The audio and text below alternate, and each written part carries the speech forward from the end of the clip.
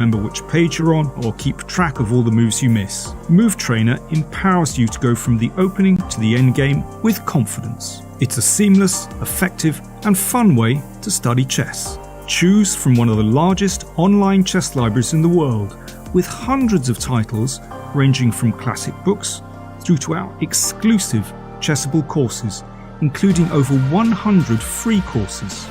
Get expert insights from International Master John Bartholomew, Grandmaster Sam Shankland, International Master Christoph Sulecki, Grandmaster Simon Williams, World Champion Magnus Carlsen, and hundreds of other instructors. Get started now and join our growing community of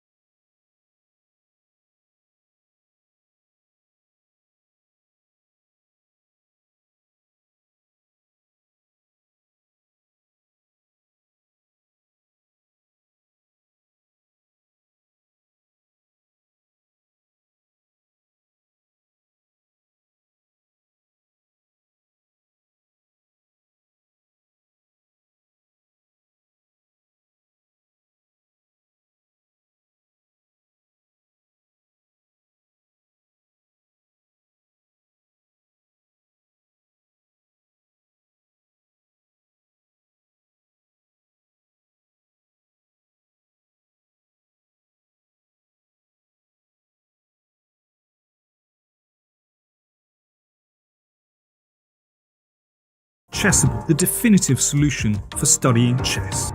Choose from one of the largest online chess libraries in the world, with hundreds of titles ranging from classic books through to our exclusive Chessable courses. I'm ahead of the game.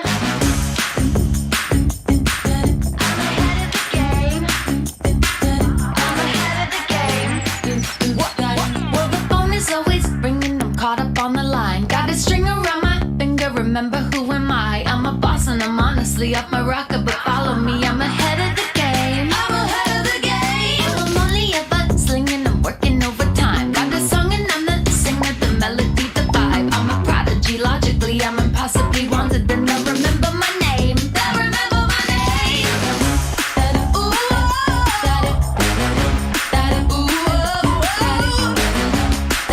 I'm ahead now. I'm ahead of the game. I'm ahead of the game. Ooh,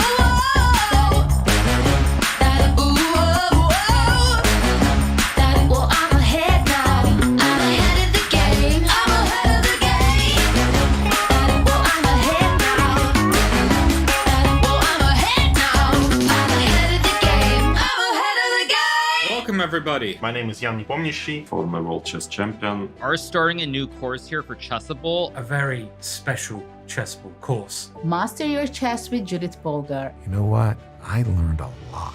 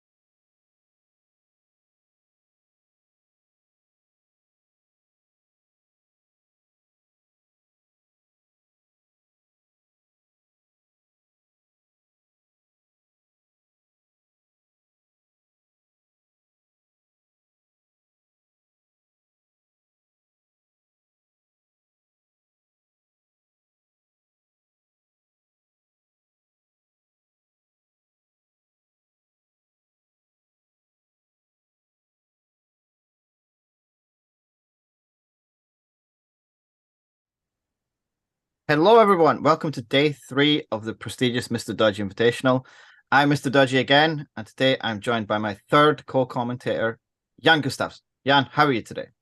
It's a great pleasure to be here. I went to all kinds of length because I said I would be here on Sunday, but there was a small problem. I had to play a German Bundesliga game this morning at 10 in another part of the country. But to show my dedication to this tournament, I made a very, very quick draw. Traveled home, didn't have time to take a shower, but here I am. The Zoom filter will easily compensate for the lack of showering. Looking forward to the action. Who's playing? I do appreciate that kind of dedication to get back here in time. Today we have 3 matches. We're going to start off with Dubov against Elyanov. Who are you rooting for? I gotta root for... I don't know. I know Daniil better because we were teammates on Team Magnus. But I like Elyanov. I played him a lot on the old days because before he was like very good, he was like my level. We played a lot of Blitz on the Internet Chess Club, and this is like 20 years ago. And then all of a sudden he started working on chess and he became like a 2700 cheater and player. I felt it was cheating to work on chess, but I don't think that technically counts. So I don't know who to root for. I'll give a very Leko-esque answer. May the best player win. Okay, that's fair enough. Yeah, I agree. I'm looking forward to this match. I think it'll be fun. Who's the favorite? Daniel's the favorite? I think Daniel's the favorite in Blitz. Yeah. But Elyanov's a very strong player. He was number 6 in the world. He was at 2760 at some point. We started calling him Ilo Yanov, but he didn't keep it. The next match is going to start. Well, the first game should start very soon. Wait, I'm trying to sort out the tech. But hopefully the game will pop up here in our little tool anytime. So we do have three matches today, and the later matches are going to be. I forgot which matches. Isn't Magnus playing later? Who? Magnus Carlsen? Oh yeah, Magnus is going to be playing later against Salam Saleh. Or Saleh. And also, I can't remember what the other match is. I don't think it matters. Maxime Lagarde against Rauf Mamedov. That's the one I'm looking forward to today. Nah, it's at the same time as Magnus. It's we gotta go corporate and only cover the Magnus game. Sorry to Maxime and Rauf. It's a tough beat for Maxime Lagarde. I think you need to change your screen a little bit because it's showing on the. Sorry, it's broadcast. In there. I'm not used to anything anymore. Professional streamer. No, I am. Just usually you use window capture and you can do whatever you like on the thing. Let me do stuff here. That keeps being the same link you're sending me.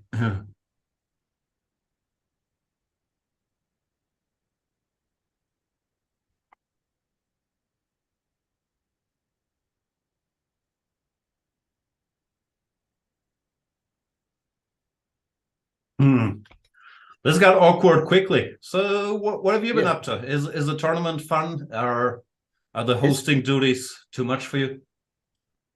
It has been a lot of fun. It's been very it's been tough getting everyone in one place. I don't know if you've ever tried to get 32 chess players into the same, not exactly the same room, but more or less the same place. It's not easy. No. I was team captain this weekend. Great honor. And I was tasked with getting 8 chess players into 2 taxis. And that's already a massive task for yours truly. That sounds pretty rough. But we have some chess. Exciting. Finally, some fun openings. The Berlin. Ooh, it's not legal. I don't think I warned Elianov. Or are you like FIFA? Are you saying there could be a yellow card here? You could lose half a point. Do you want to find out? Yeah, I think it's a yellow card. Although he might do it again, so maybe I shouldn't say that. Does fit the design. So mainstream stuff. Berlin 43 saying I don't want any end games. I want to keep some pieces on the board. Bishop c5 main move. Knight c3 bit of a sideline. But still not too uncommon. Intending to maybe grab that bishop after d6, and that's what's happening. d6, knight a4. Daniil likes his bishops. Yeah, this is very normal. I don't like it. Me neither. We had a lot of nonsense in the preliminaries. I saw the Dubov Magnus game. That's how I imagine this tournament should be. Maybe you should give them 4 starting positions, like 1 knight h3, h5 or something, and take it from there. Yeah, although to be honest, in the first couple of days, that's more or less what people were playing anyway. So I don't think I even had to force them. That's fair. I don't know. Do you want me to say the knight on c6 is misplaced and it's headed towards g6, so then the c pawn can move and maybe there's d5? Not really, right? No, you said that in your Chessable course, I remember.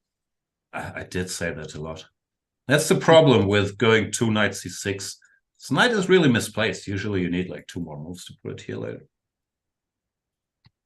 Yeah. It's quite instructive, though. They seem to know their stuff. Basically, black is supposed to be fine here. Oh, but hang on. This is a tactic I've never seen, which I absolutely came up with myself and was not mentioned by the computer. You can take and go bishop d7, and then b5 can't be stopped, and black is better. Is he going to spot that? That's a very hard tactic. I've never seen that one. Yeah. So why does the same tactic not work with like a6 or c6? Usually you don't have this knight a4. No, but I mean, if you bishop here take tension. if you take on f2, you can't play c6 or. I guess you can. It's just a worse version. And b5 is Yeah, coming okay. anyway, but bishop d7 is nicer developing. Mhm. But I didn't spot it. Sometimes it feels like these guys, they don't even have engines running while they're playing. Oh, we can see them. We can. There's Daniil. And Pavel Ilyanov. Where's Pavel based nowadays? He's in the Emirates? Yeah, possibly. He's doing a lot of coaching, as far as I know. That's not what I heard. I heard he's got a job there. He's just hanging out, and like once a month he's called in, like, Pavel, look at something. Okay, that's pretty close. That's living the dream. As for the position, yeah, it's still dry. Or now it's dry again. Bishop e6, b3, that's what the cool kids do now, and Duo, of course. It's the president of the cool kids club. You don't exchange yourself, but you're saying, if black wants to take, then we go b takes c4, and we keep space in the center and occupy some squares. It's a bit awkward, but it's also awkward to meet for black, unless you would ever spot this bishop f2, bishop d7 tactic, but that's not happening. So rook e8, and now I don't understand why he just went b3, and now he changes his tactics and says, let's trade anyway. But he moves in mysterious ways. Takes, c4. Fairly standard structure now. Yeah, this is not the most Dubovian position that we've seen. Yeah. Maybe they're taking it very seriously. There's a lot at stake. There is. There's some prize money, but there's also a picture of me on a horse. Is it the same picture of you on a horse like the last 3 years, or is it a new picture? No, it's the only time I've ever rode a horse, so I've got to stick with the same picture. Fair enough. But how do you make sure people don't have access to that picture so it loses some of its value? I print it off and sign it, and then it's signed. Okay. Don't always entirely send it to the winner. Sounds like a great policy. Queen to d7. I guess hinting at b5. You probably want to get rid of these double pawns, but a4 stops that. Daniil is attentive. Goes a4. h6 always useful. Stopping any knight g5s and making a luft. Is luft an English word? I like saying it, but it feels wrong every time I say it. I think it's the English chess word. It's like Zugzwang. We don't have one, so we just use it. Yeah, kindergarten. No, that's an English word. So is luft. There we go. c5 blocks the structure. Come on, guys. We need some. I don't like c5, by the way, because you lose all chances of counterplay to go c6 and d5. And now Daniil can focus on shuffling around and preparing f4 in like 100 years. So I think c5 is actually a mistake. Yeah. And the clock is going to run down. There is no increment. We did see some good flagging yesterday. I'm very happy that there's no increment. Like, chess has gotten too soft with all these. Here's some extra seconds if you can't handle your clock. Like, give them 5 minutes. I think with online chess, I don't think you need an increment. Over the board, probably you do, so you don't knock the pieces over, but you're not allowed to knock the pieces over. It's up to the arbiters. You have 5 minutes, make your moves. Don't knock pieces over. Fair enough. No, I'm all alone with that point of view. People get very used to the increment. But I grew up playing 5-0 blitz, and it's very hard to adjust to the 3+2, where you can't flank anybody. And I don't know how you're supposed to win games, really. 97, he wants to go f5. 5+0 is a real blitz. Yeah. The 5-minute pool on ICC, it was the best blitz pool. And those were the days. How old are you? How do you know about the 5-minute pool on ICC? I used to play in it. Wow. Somehow Pavel managed to get in f5. But now the knight comes here, hits the pawn. Still looks much nicer for white. f4 is still on the agenda. Queen can come here. What's the clock? Well, close. Pretty close. Daniel's down on the clock now. He was up quite a lot of time. Probably he thought for longer than Pavel over the last couple moves. Yeah, that's my guess. I haven't checked for sure, but maybe. But now he's giving up a pawn, rook a8. And will Daniel take it? Daniel doesn't like pawns. He likes giving up pawns. And yeah, he ignores it. Rook a1. Knight g5. This could go either way. There's some tricks for black. Knight d4, knight f3. King goes to the corner.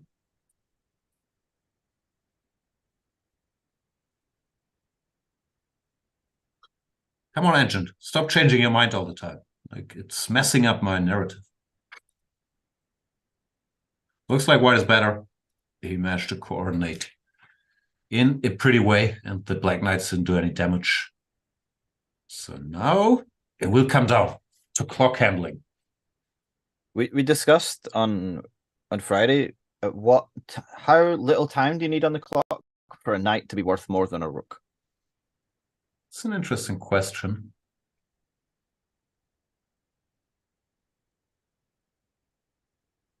I'm so bad with knights. Oof. I would say here it is. That's a good knight. What was the clock situation? It was like 10 seconds? I think it was just under 20. I think under 20 seconds, a knight is better than a rook. That's interesting. So second 19, you just go rook takes f6. So whatever knight Always. you can grab. I mean, I've usually blundered the exchange by then anyway, so it's not a problem. They're really not taking breaks. So this literally started the second the other game was over. So these games are going to start instantly. There's no hanging around. If the players need a break, they can ask for one and they can take a couple of minutes. But other than that, these are going to be non-stop.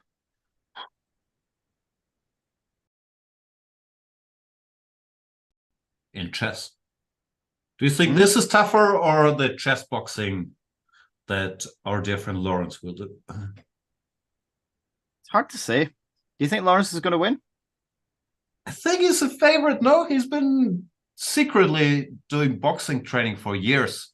And Aman, I know the chess pros, I know they like to wrestle without punching. So he's not an expert in punching. And he's not allowed to use his wrestling skills. So I would think he's an underdog. And Lawrence has a great mentality, great nerves, doesn't crack under pressure, which is what brought him a lot of his success. So it's very hard to see him choking, and then his superior boxing education. Hard to bet against him. Yeah, I agree. I've seen the training videos. He looks like he's in good shape. It's hard to bet against him. Sure. Although people will find a way. To bet against him? Yeah. No, it did look like Rocky won. Larry won. What's this position? Some boring close stuff again. Blah, blah, blah. Weak pawns. Maybe you can target them 100 moves later. C4, G3, blah, blah, blah. White is better. Solid. Very solid. White is better. Kick the knight away. Block him. It's like the Nimzovich Indian. Daniil's trying to mix it, as he's prone to do. This is a bad position. G5, G3. Horseback. Like you on that picture.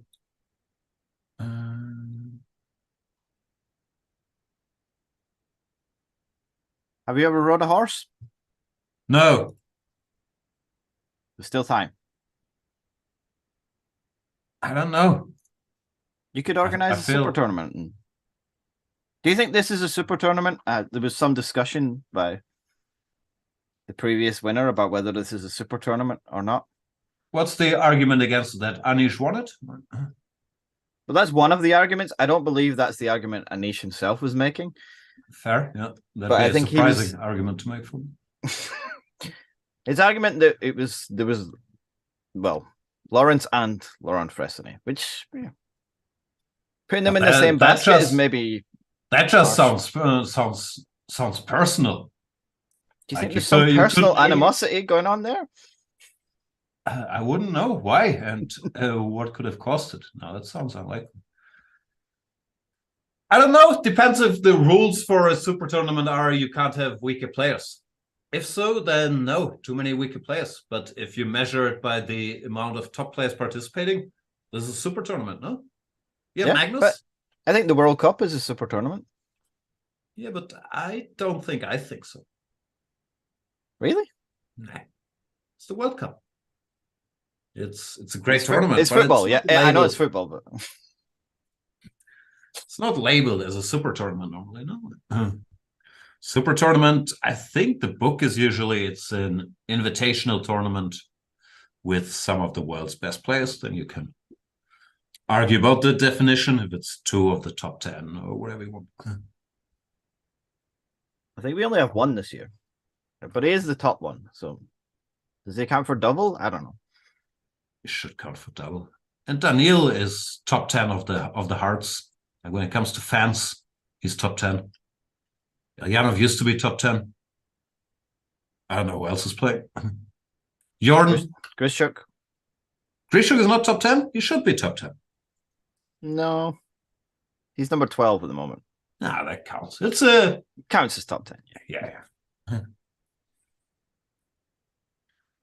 So, I'm not sure if the label Super Tournament is reserved for round robins and so on. Like the Champions Chess Tour, are those Super Tournaments? Yeah, I think so. Maybe. Yeah, I mean, maybe. it's rapid as well, so it's slightly different from classical, but They're shuffling their pieces around here. But Daniil is still in trouble because this pawn is such an idiot, can be attacked. Eventually, Jan is trying to fix the king side with h4. If g4, the knight jumps. Gh, knight takes.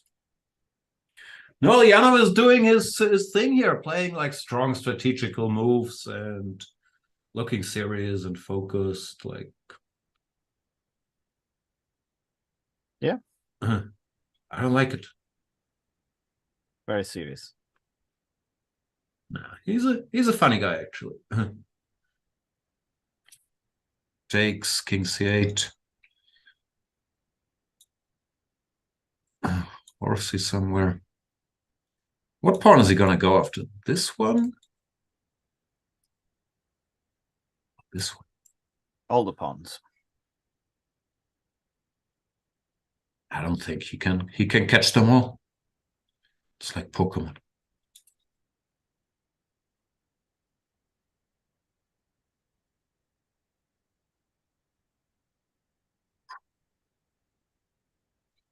Svidler was a top 10 streamer, surely. That seems Svidler? Mm-hmm. By what measure? Like commentator, I'll sign. But streamer? Is he even streaming? He streamed yesterday. Oh, well.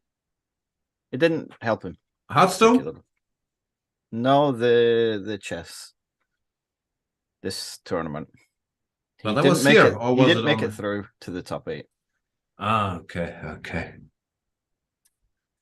I'm gonna see our boy Svidler in Sitges. Very excited. And I'm gonna see you. Less excited, but also happy. Yeah, it should be fun.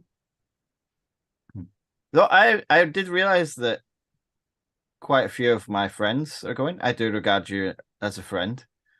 And then I realized that I'm the only one who's going to play chess. So I feel like I've tricked myself into a tournament where everyone else is going to have a nice holiday and I'm going to actually have to suffer for many hours. What do you mean holiday? You don't think commentating on your game exclusively for 5 hours is rough work? It starts early in the morning at 16:30. And So I consider this a very serious professional assignment. H4. Do you think they'll assign me my own personal DGT board? Because I'm worried that I might end up on too low a board to get on the live boards. So should I demand that they just give me one? If I was you, I would not. The one thing that made me happy during the Thailand Open, where I didn't play too well, is that I very quickly got off the DGT boards. The first 10 were DGT boards. So I could suffer in peace. I know you're craving attention, and who doesn't? But during chess, that's not what you want. That seems like you end up thinking, ugh, what are these idiots saying on commentary? And the millions of people watching my chess game, they will think I'm not as great at chess as I am. You don't want these thoughts while you're trying to calculate lines. You think I'll be trying to calculate things? Okay. No, trying. So I would advise against the DGT board. Daniel is sort of back in business here. He captured a pawn on f2, and he still has that pawn. And we're off to the exciting stage. They might as well start here with 28 seconds each in some position. Mm-hmm.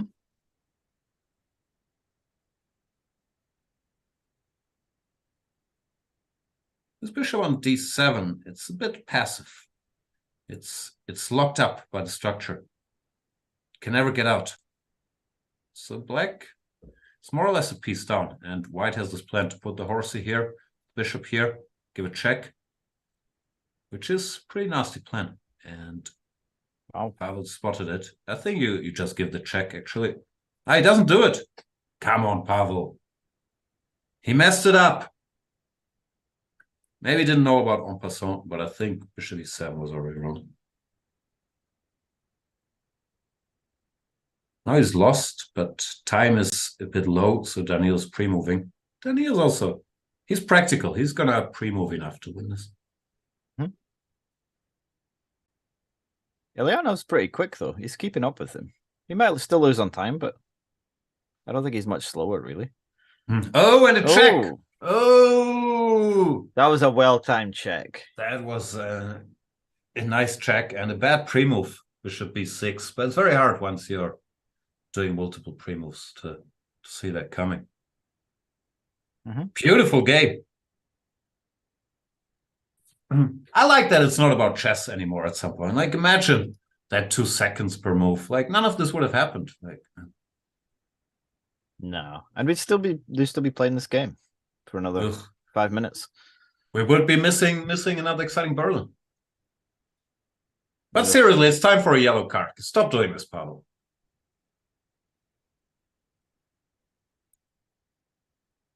Can you send out a list of acceptable openings to the participants before? Yeah, the list of openings for the preliminaries was a number followed by h4. The smaller the number, the better. It seemed to be, and yeah, that's what everyone was going for. I think Magnus played 2h4 against the Sicilian and the Caro-Kann. Probably some Simon Williams courses on that very topic, no? I don't think he's covered those ones yet. There's time. They keep playing this position. Bishop f2 still works, followed by a6 and b5. This is why you need a second in these tournaments. You know, you need someone to just send you a quick message in between games. So there's no breaks. You can check your messages in between games. Takes 2 seconds. They don't have 2 seconds.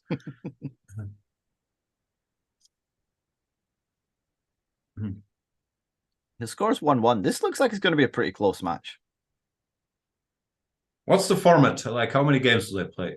Or a best of whatever? It's the best of 12, and if it's 6-6, then they play an Armageddon. Sounds nice. Bishop a4, I like it, just in case there's any pre-moves. He attacks the queen.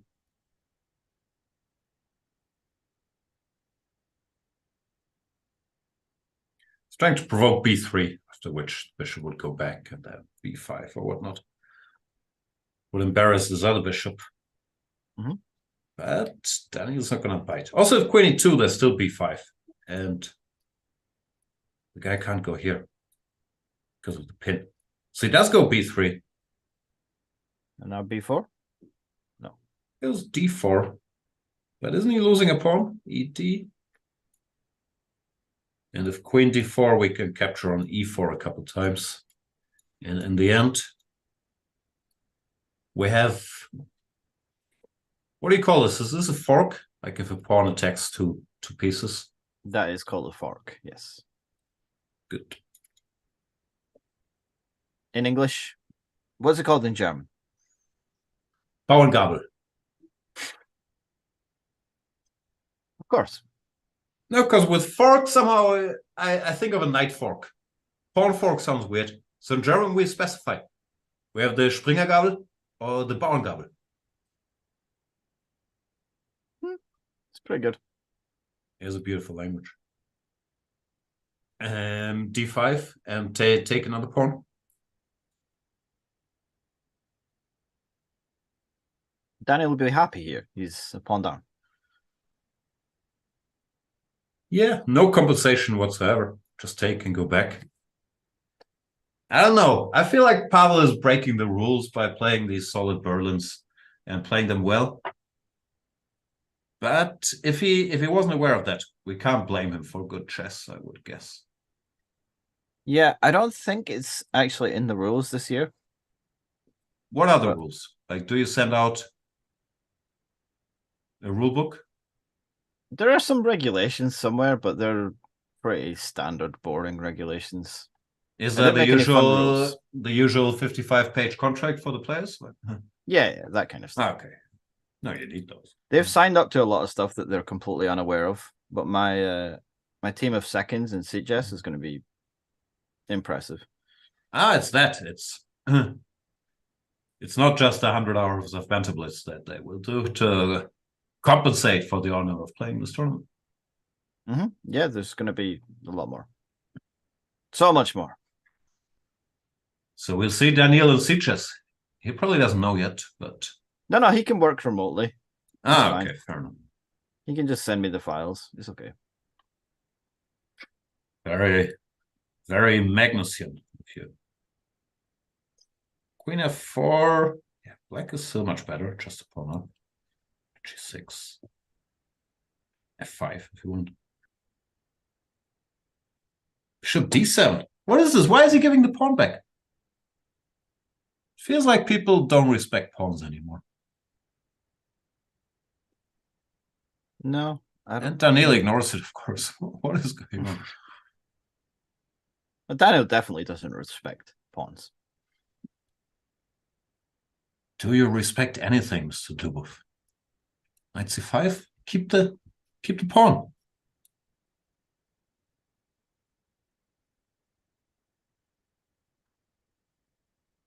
c5, he's insisting. Take the pawn. He has to. But he likes the bishop. The bishop's not having much of a future other than taking this knight and a pawn. It's now or never. There he goes. Grudgingly takes the pawn. No, he doesn't.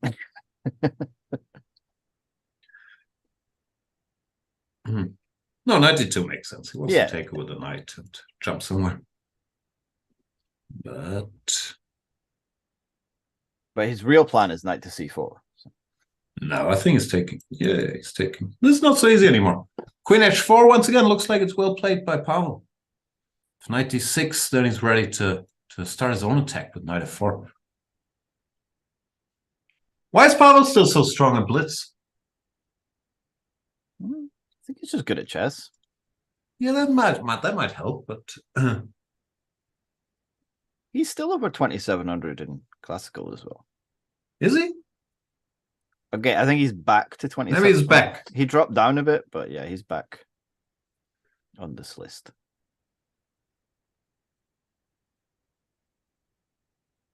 Pawn to a3. Yeah, black is better. It's opposite color bishops. And the time-honored wisdom is that the side with the more active bishop, with the initiative, is usually doing well in these situations. The white bishop is blocked by the pawn on e5, so black is better. Daniil probably will try to activate that bishop, but if he goes e6, then yeah, his knight doesn't have any jumps anymore. So he's suffering.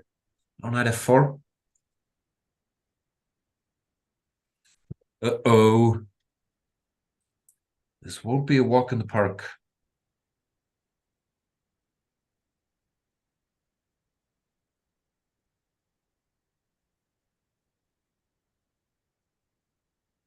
Three. They can take an f6, try to undermine the horsey. That's what he does. Just playing beautiful, clean chess, Mr. Elyanov. Even if it's not in the spirit, we gotta respect it. He's just playing very well. Yeah. b5. Takes the pawn.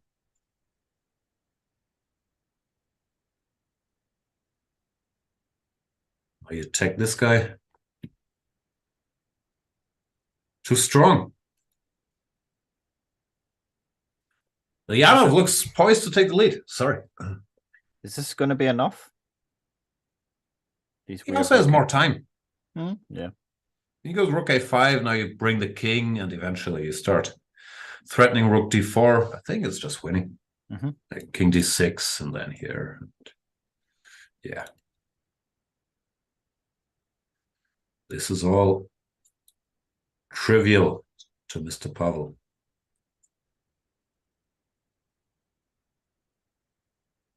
Yeah, it doesn't look like there's much hope here. No, some checks, but the king is coming in.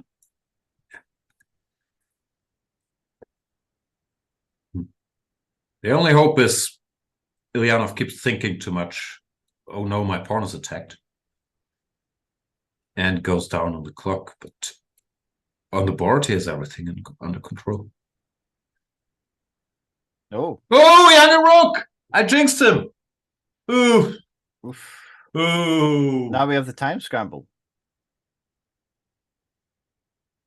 He played that game so well. Here of king d4, king f3 is in Zugzwang. Wherever he moves, he either has to give the king the square or give up a pawn. Wow. And it also took him a lot of time to decide on that. I think he'll just resign in agony here. Wow, that was so unfortunate because he did this beautifully. And now he played rook a3, which just hangs the whole rook. It really doesn't look like it. Tried to cover the pawn. Anything else was winning, like g5 and rook f3 or whatever. Rook a3, this is a somewhat rare tactic. White gives a check. The king can't go to the g file, so it has to stuck into the pin. And the rook is gone. Oof, that's a tough one for Pavel. Yeah, and there's no time to recover. We've jumped straight into the next one. This is rough. This is like sudden death dodgeball. Do you see that movie? It's one of the best movies of all time. I have seen that movie. It's pretty good. It is. This is more of a do-bob line, I think. Yeah, this is mildly dubious, but it's still a serious-ish line. Like after bishop g5, e6 is the main move with the classical Sicilian. g6 looks a bit shady. White is forced to take more or less because if you allow bishop g7, black has a good dragon where this bishop is misplaced. And black has very rotten pawns, but Daniil's trying to make this bishop count. So yeah, it's more in his spirit. He likes these. Also in the Grunfeld. To sacrifice something for a dominant dark square bishop. I checked this once. It wasn't for me. But yeah, it's very much in his style. No worrying about the pawns. f5 will come. Looks fun. So how's your sieges prep going? Are you just relying on your team of seconds, or do you like study your own dodgy openings? Chess-wise, I'm very much relying on my massive team of seconds. Gotcha. I've been doing a lot of walking. I don't know if that'll help me, but That does help. I think it's very, very underestimated in chess. Physical activity. And the bare minimum, but still better than nothing, is to walk for an hour a day. Yep, I'm doing the bare minimum. There you go. That's how I like to live my life as well. Should be 3. Daniel's in good shape now. Once again, we have opposite color bishops. Are you walking in Swedish snow with like minus 30 degrees or something? No, that's... No, we've actually had a very mild rough. winter so far. Like we have snow, but not real snow. Like you guys would think of it as snow. Yeah, you guys would think of it as snow, but like it really isn't. Okay. Like real snow is when you don't see the ground for 6 months. Whereas, you know, yeah. Whereas at the moment, you know, there's patches of ground, you can kick the snow around, you can see the ground underneath. It's basically nothing. Sounds beautiful. And it's only been like minus 10 today, I think. It's t-shirt rather. I don't know. Maybe you won't be able to adjust to Spanish climate in Sitges. If it's like 15 degrees plus, it will just break you. We do get very hot summers here. A lot of people don't know that. I didn't know that. The north of Sweden gets very hot summers. It can be like 40 degrees. Wow. It's very strange. Also, I was in India in the summer and that was very hot. So. I recall. What's Pavel doing here? Does he have to go here with the horsey? Then he will checkmate him. A5, A4. Yeah, this one has not gone well, but I think the last game broke him. I think this match is over. It's very hard to recover from that last game. You're calling it now? Yeah, it's over. Okay. Then he will just cruise to victory from here. If Daniel wins this one, he'll be on 3 points. He needs to get to 6.5. I'm not a math wizard, but I would think he then needs another 3.5 points. And I would say he will need no more than 5 games to get those. That's not many games. I was gonna go 4, but 4, I don't know. But I think that last game was too heavy a blow to recover from. Although maybe not everybody is as mentally weak as me. Maybe Pavel, you know, he can just keep going. But I find it hard to believe to come back from this. Maybe Pavel's more of a Lawrence Trent. He just recovers instantly. It's possible. Cannot be shaken. But there's that, but also now Daniel is comfortable. He knows he got this undeserved win. Now he'll get a deserved win. And he's quite good at blitz. Yeah. A hell lot of practice playing Magnus. Yeah, I think Daniel's the favorite at this point. That's as hot to take as the Swedish winters. He is in the opposite side of the bracket to Magnus, so we could see Daniel or Grischuk against Magnus in the final. Do you think it's likely Magnus will keep going until the final? Or is he going to win his quarter? It's not even quarterfinals yet.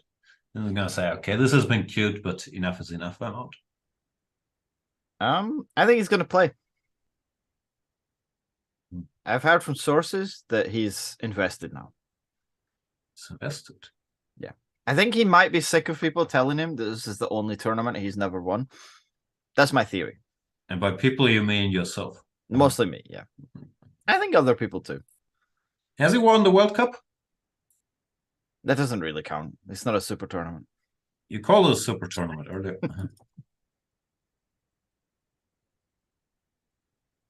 But this is kind of close in format to the World Cup, so maybe these knockouts are his weakness.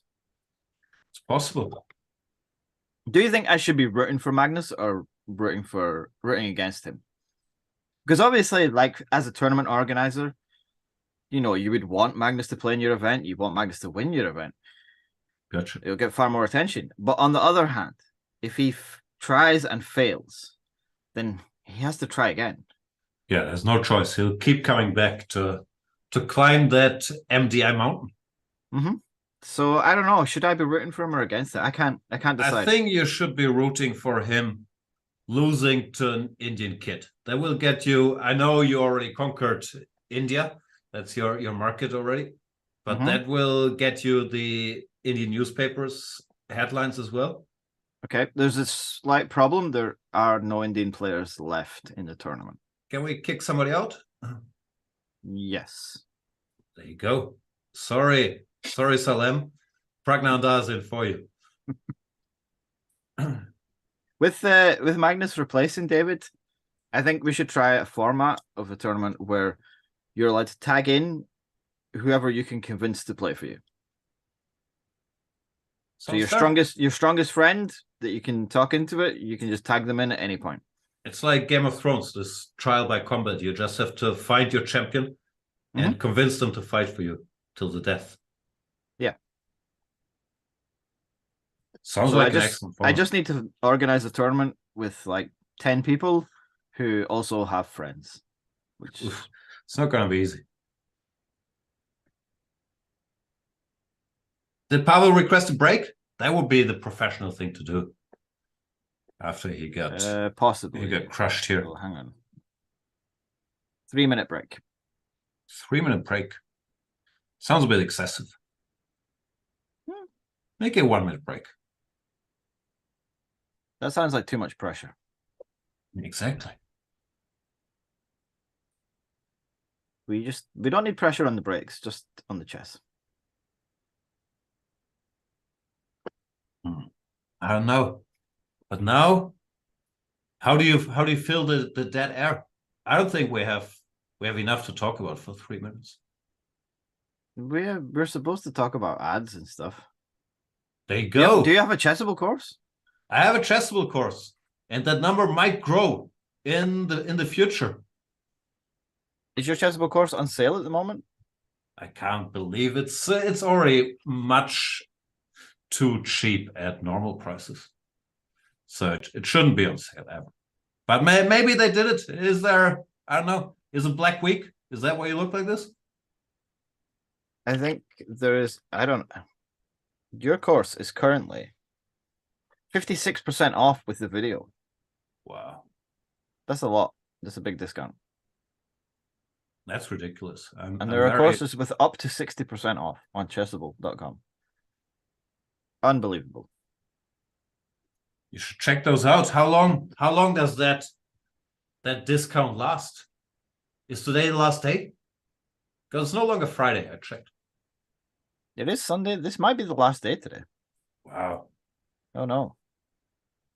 But tomorrow's Cyber Monday, so maybe there'll be a different sale tomorrow.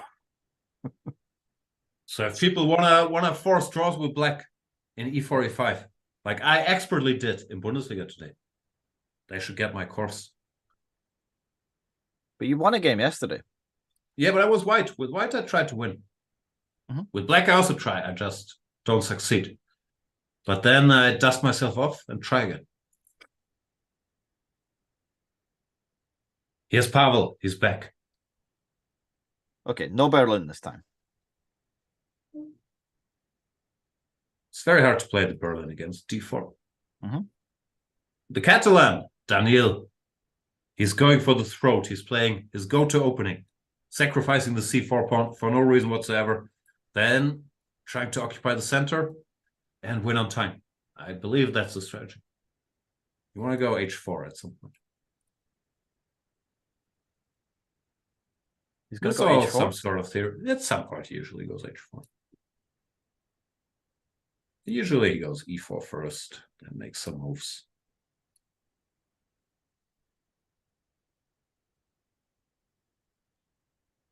Pavel, once again, I think, plays the best line. No nonsense. Grabs the pawn. Seems to be working on chess. Maybe my sources were wrong about this Emirates job. Looks like he's working on stuff all the time. Yeah, that's what I thought. He said he was doing some coaching, but I don't know. I think he's going to. I don't know if they're going. He's going to Sitges. I don't think so, but I think he's going to Spain soon as well. Sounds nice. B3. Yeah. He takes, but now white has this typical Catalan compensation. Now knight takes, and we control these squares. This looks remotely pleasant. I guess this was a critical moment. If you can go bishop c3 or pawn to c3 or something funky. This looks nice for white now. And Daniil is like a fish in water, like a piranha in these types of positions.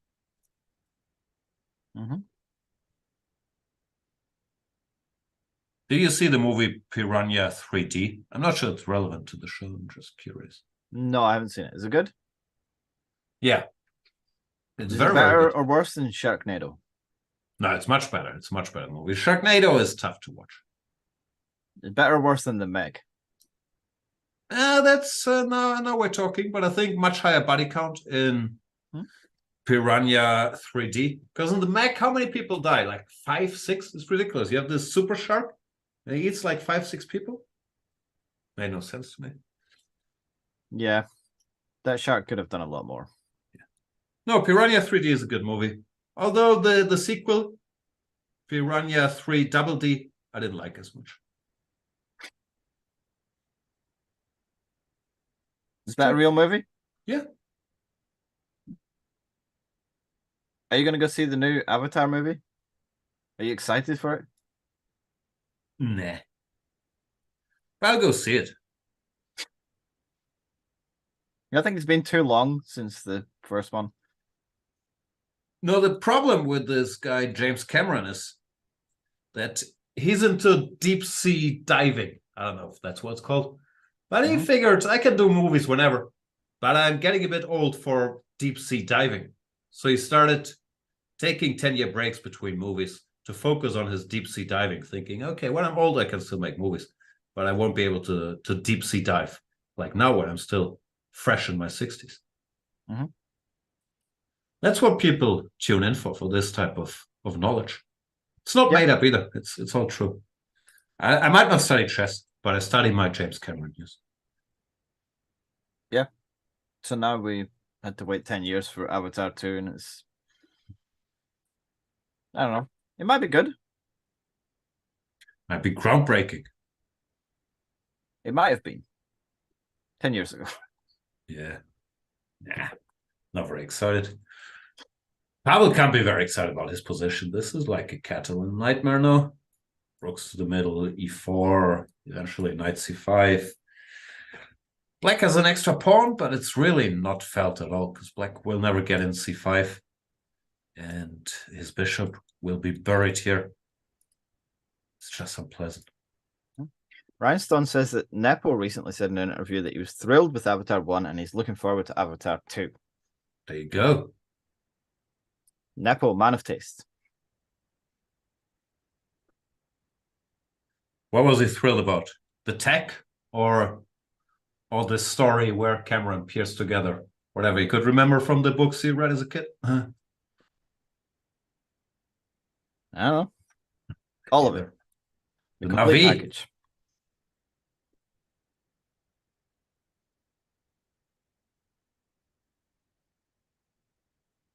Daniil's trying to not let this bishop out ever. Yeah, this is a horrible position for black.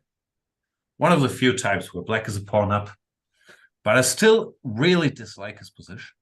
Such an idiot bishop. Yeah, the rook will come. What do you ever do? Pavel is a classical guy. He's going to hate this bishop as well. So he will probably try to go bishop c8. ASAP.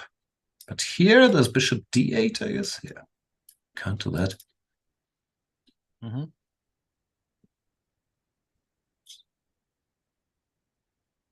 Doesn't look fun. Doesn't look fun at all. So this could be a quick match, and then we're going to have to kill 40 minutes or so. Wow. What are we going to do? Break.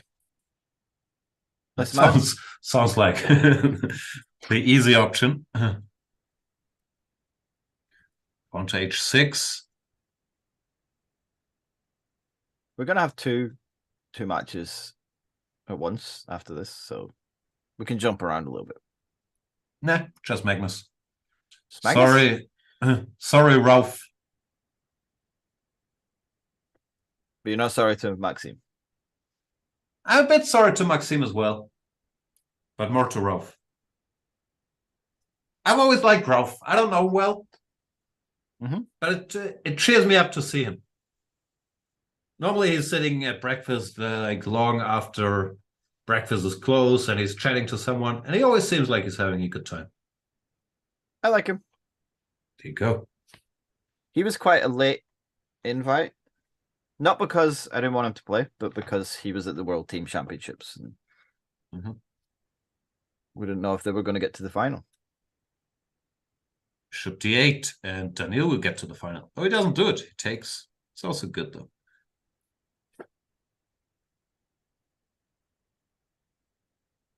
Oh, but Ralph, he had this controversy. Was it a controversy with Magnus? Where he resigned after 1G4 or 1G5 or something? Yeah, he did resign after he played E4, Magnus played G5, and Ralph resigned in Title Tuesday. It's not a bad move. I understand. But they did play in the first round of the preliminary, and Magnus played G4? No, he played 1G3. Which we don't know if it was a mouse slip or not. But he played a pretty normal opening. He did actually play suspiciously normal openings, I think. Magnus, I think he's really trying to win this. Yeah, this is not the Champions Chess Tour, one of these tournaments where you can goof around. This is the big one. G6, G4. Now the problem for you is now that you got Magnus to play Anish or he won your tournament, what other heights are there to climb as a tournament organizer? Oh no, it's fine because he won't be world champion anymore. So it'll be the biggest event ever when we get Ding Loren next year. You think Ding's gonna win? I'm rooting for Neffel, but oh, interesting. I think Ding will probably win. I'm not so sure. I think Ding is a bit more stable in chess style, and he doesn't usually collapse if things aren't going well. But Nepomniachtchi's setup seems so much more stable, and he's so much more experienced. He's like having a world championship match and having a team and having helpers, all that kind of stuff. So to my mind, it's very, very close. I think what's in Ding's favor is that if Nepomniachtchi falls behind historically sometimes, okay, it's obviously not so easy to come back against Magnus, but sometimes he struggled when things weren't going well. So if Ding takes the lead, I think he's a big favorite. While if Ding falls behind, it's not so clear.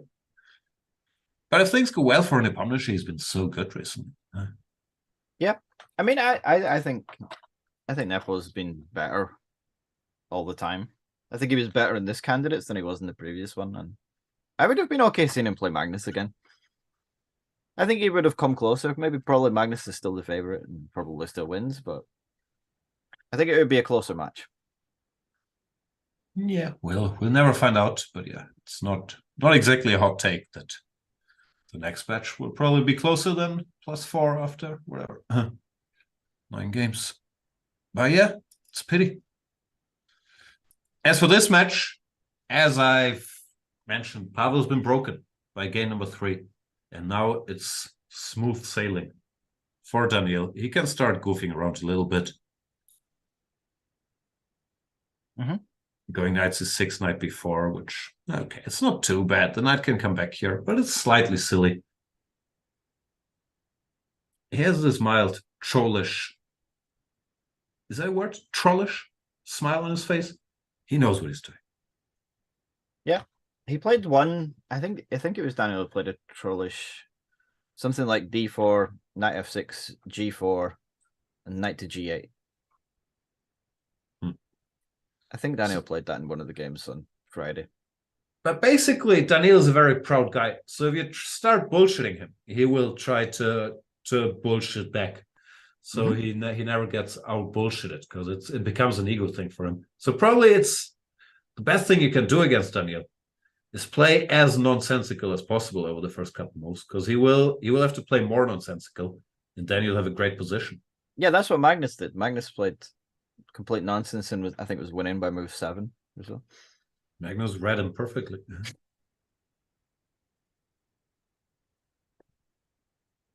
Rook b1. Dr. Penguin asks if there will be a 40-minute interview with Dubov if the match finishes early. That's not a bad idea. We can get a lot of content. Sounds great. I'll leave you guys to it. Knight to a4.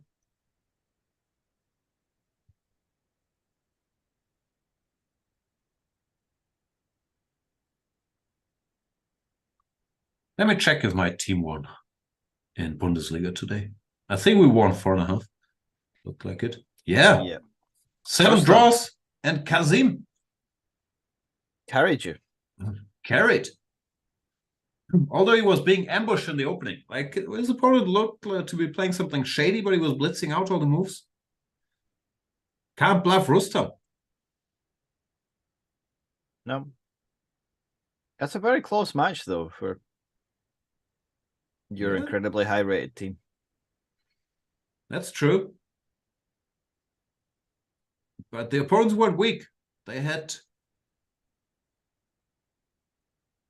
I think, 5 Croatian and 3 Serbian players, all Grandmasters. Mm-hmm. Did you have any Grandmasters, or was it just you? Grandmasters in my team? Mm-hmm. Yeah, I saw, because they have to prepare these little name cards for the players.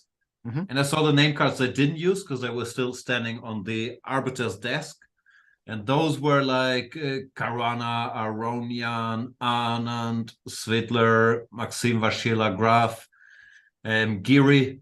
So I think even our reserve players, these guys, they would have a fair chance in Bundesliga. Yeah, the B team would probably. The B team could be doing well. No, we had some Grandmasters. We had Vityugov, Keimer, Adams, Kazimchanov, Naidic, Donchenko, Gustafsson, Movsesian. But yeah, the B team sounds more impressive. Mm-hmm.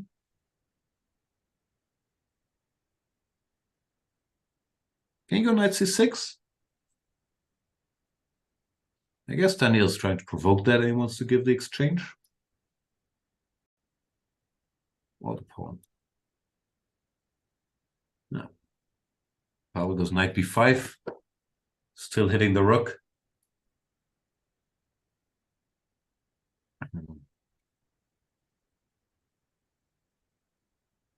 Takes and rook somewhere. So it's a good.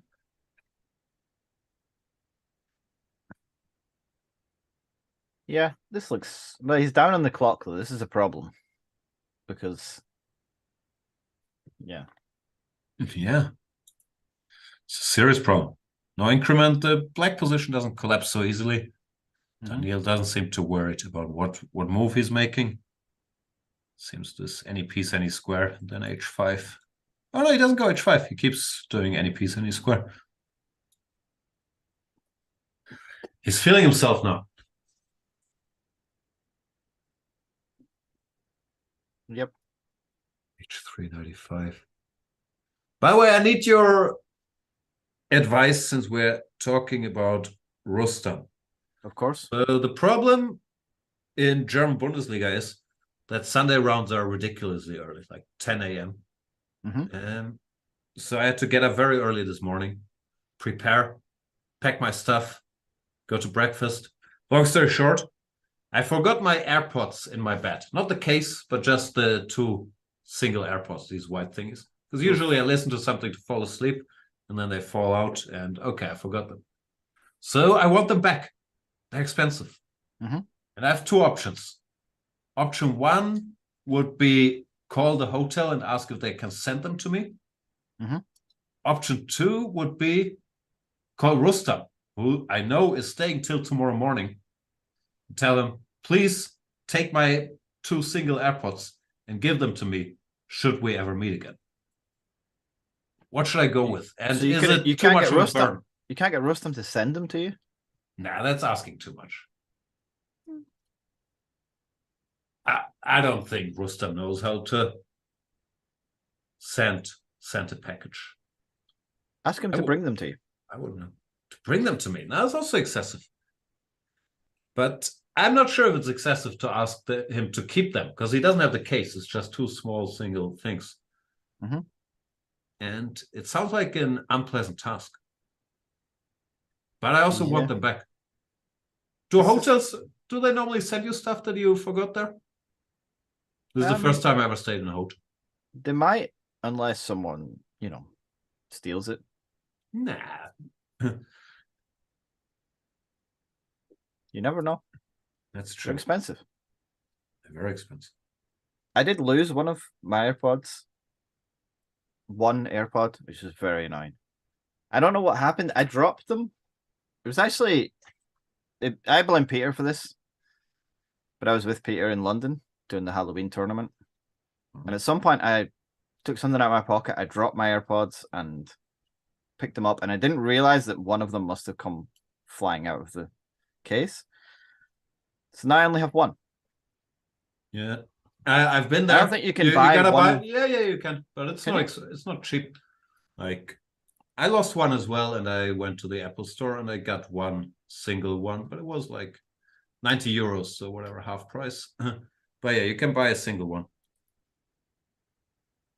I lost mine at Dubai Airport. I fell asleep, and when I woke up, I realized one had fallen out while I was asleep. I made all kinds of families get up from where I thought I was sitting, but it didn't help. A lot of sad airport stories. I shouldn't have nice things because I lose them. I think that's the moral. I'm not 100% sold on AirPods, to be honest. Also, I don't like the white ones because I drop things a lot and we have a lot of snow.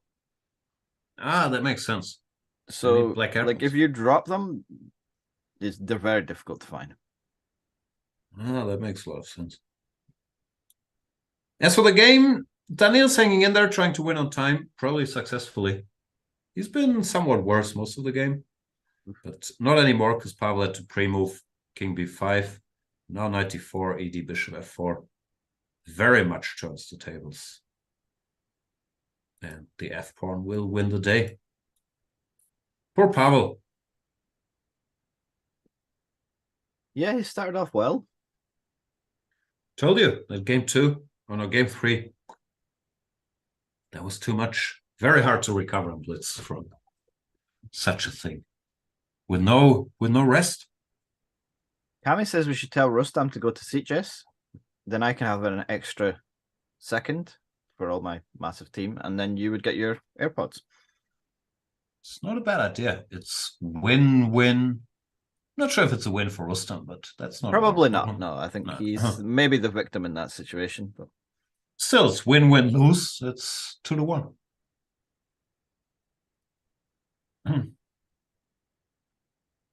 It's not a bad plan at all. We can ask him. There's still places, I believe. Wow. He'll be thrilled to hear that. You didn't want to play in Sitges? What happened here? He gave the pawn? What are you doing, Daniel? Oh. And that was a bit...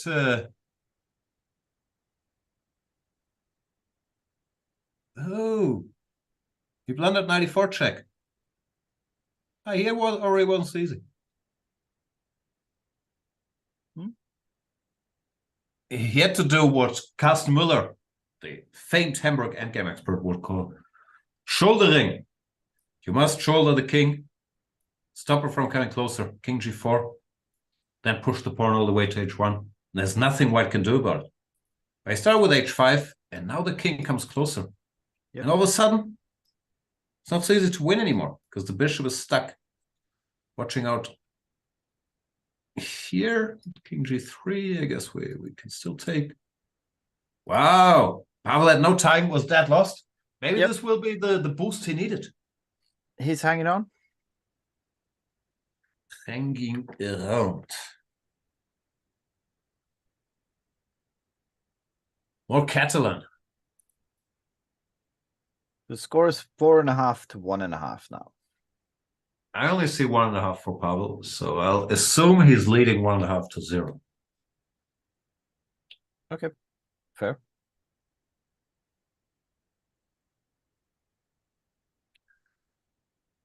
Pavel this time around didn't dare to take the pawn because it didn't go well last time. Castle went b6. This you can do, but I think Daniil considers you a chicken if you don't take the pawn. He once had a match with Magnus where Magnus also refused to take that pawn, went b6, and I think Daniil won that match in the Champions Chess Tour. And he felt very strongly. Magnus should accept his generous gift on c4. It's like the olden days where when people played the King's Gambit, you have to take the pawn. You still have to take it. It's so ridiculous. Just take the pawn. It's free. Dr. Penguin says maybe Daniel just wants to stretch the match to avoid an interview. I don't believe that. No. He likes interviews. He's very good at them. It's excellent. We interviewed him after the Halloween tournament, Of course. which was finished pretty late at night. And he put a lot of effort into that Halloween tournament. He bought multiple masks. He tested them in the wild. He went to different parties with different masks on to see which was the best one. Very serious dedication to a Halloween tournament.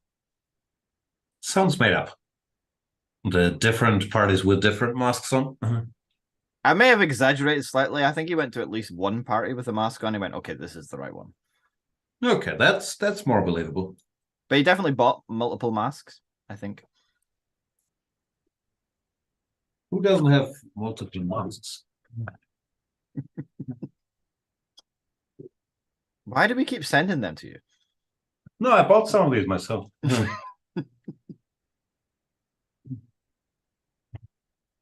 At least two of them are the same mask, I think.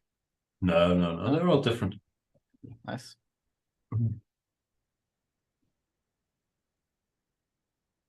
Back to chess. White is a bit better. You should have taken that pawn. This structure I never liked for black because the d5 pawn is sort of weak and there's no good way to resolve it. Well, white can either go for hanging pawns or just keep building. And black, if he takes here, he'll still be under pressure of the isolated pawn. It's just an unpleasant structure. I guess now he can seize the chance to take on e5, d, e knight, d7.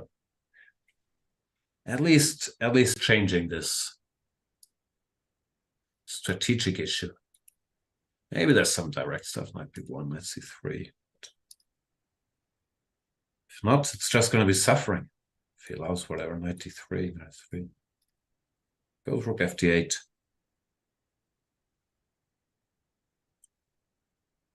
I'm not sure if Daniil knows it's allowed to retreat pieces, but if he knows, now could be a good move. Yeah, maybe that's the trick. There you go. Doesn't Never know. retreats. Yeah. b8.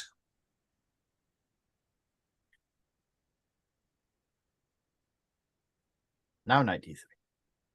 Nope. Still forward.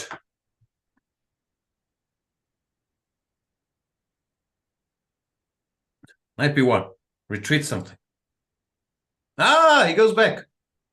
So he does know. Controversial. Do you think he can win this game now after he's retreated? Yeah.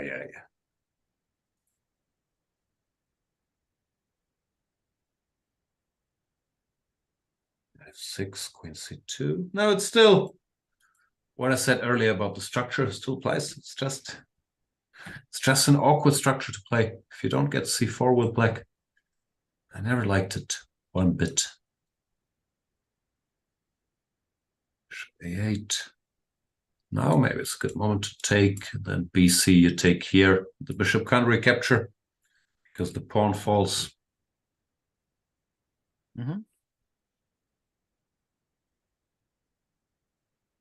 Thinking about it.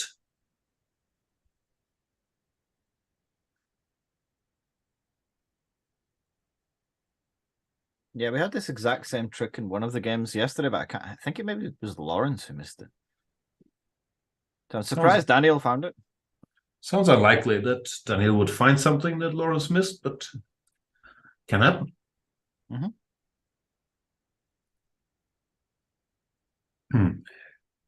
Here we are. Not sure what white should do now. Maybe bring the knight.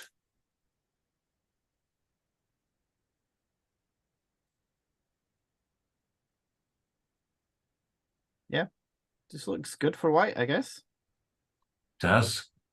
And the horse is coming. Daniel doesn't look sleepy enough for my taste. He could look a little sleepier. Also with the hairstyle. I think it's fine, but a little more out of bed touch isn't asking too much. Is that because you think he's just woke up? No. I think he works very hard on his out of bed look, as what should. I think he does have a bed behind him. And he's not in it. No. So he's out of it. He does spend a lot of time in hotels, I think. I do know that he went to Yekaterinburg to commentate candidates in, when was that, 2020?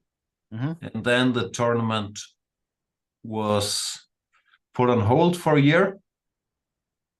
They just stayed in a Yekaterinburg hotel for another 6 months.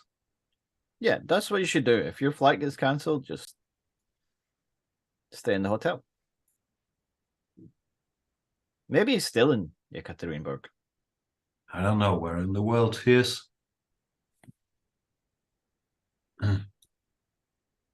Yeah, maybe he likes hotels. Isn't that expensive? Or maybe he's famous enough that hotels are just happy to have him around, like as a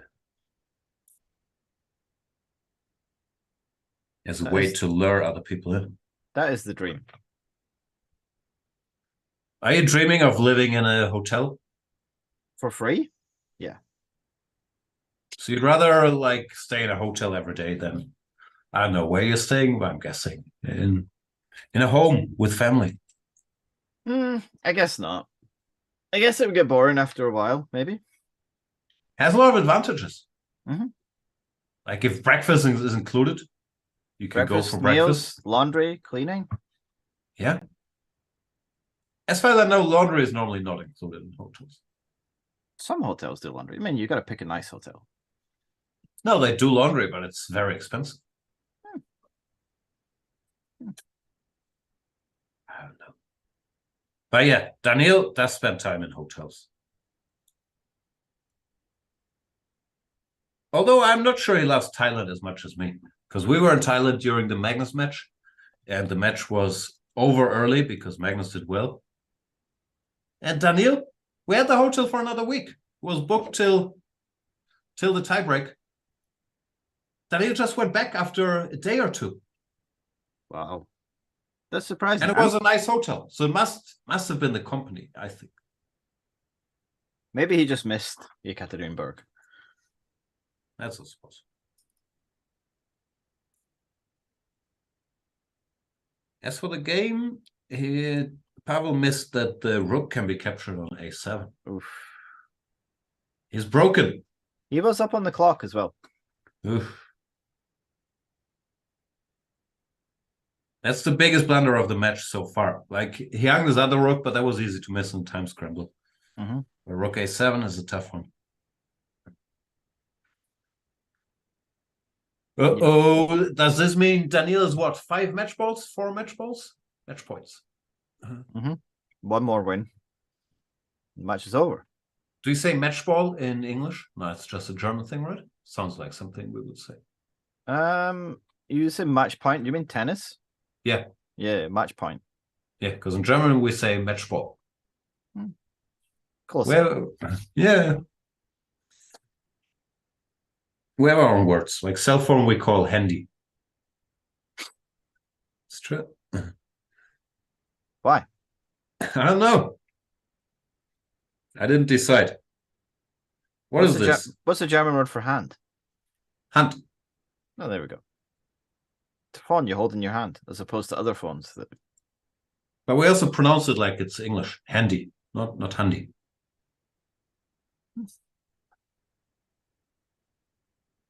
Daniel is just playing a Dutch, which is a horrible opening, 2 tempi down low. He's trolling a little bit. This knight d5 is a ridiculous move. Maybe he was hoping for a pre-move. That's the only way to make sense of this.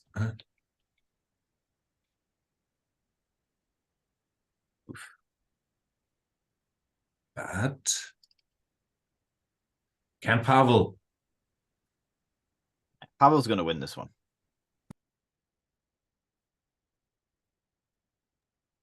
Did I mute myself in time? I was Yep. hitting the button at the same time as I was sneezing. It was very close. Well done. Thank you. B5 on the board. Pavel, you should win this one. He's pushing his luck a little bit. D5. Yeah, Pavel's going to win this one. He's going to come back.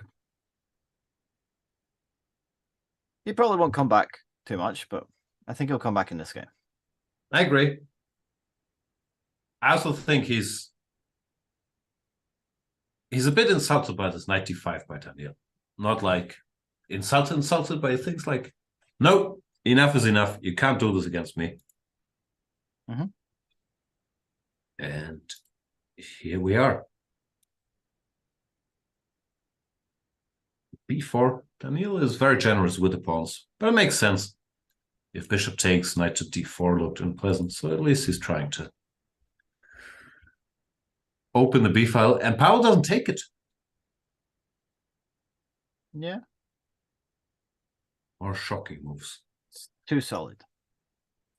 Take the Makes some sense, yeah. I guess he was counting on bishop e6, then knight d4 and c5. The black starts with knight a6. Daniel's actually very good at chess. I think people are probably aware of this. Mm-hmm. But sometimes I think people only see like the cool persona and the cool openings, but he's just a very good all-around chess player. Probably people know it. Yeah, I think people will usually assume that the previous world rapid champion is decent at chess, I guess. Yeah, I guess that's a fair point. Who's going to become world rapid champion this year? Who's your pick? It's a good question. Do you think Abdusattorov will defend his title, or will he No. retire? He's very good, though. But my pick is Magnus Carlsen. I know it's a bit of a hot take.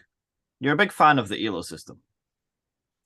Is he first in the Rapid World Rankings? Not sure. Probably. I think he's still is in Rapid, maybe not Blitz. No, Blitz is like number 4 or something. Yeah. Yeah, he's still there in Rapid. Okay. There you go. But only 5 points ahead of Ding. Is Ding playing? I don't think there's a list out yet. I think we just assume Magnus will play, and that's the entire list at the moment. I know some people who are playing. Link them. Nah. They might change their plans and they'll not play. But it was a topic of debate in the Baden-Baden team. Knight c6. I don't know what's going on here. Pavel now decides to take the pawn. He could have taken ages ago.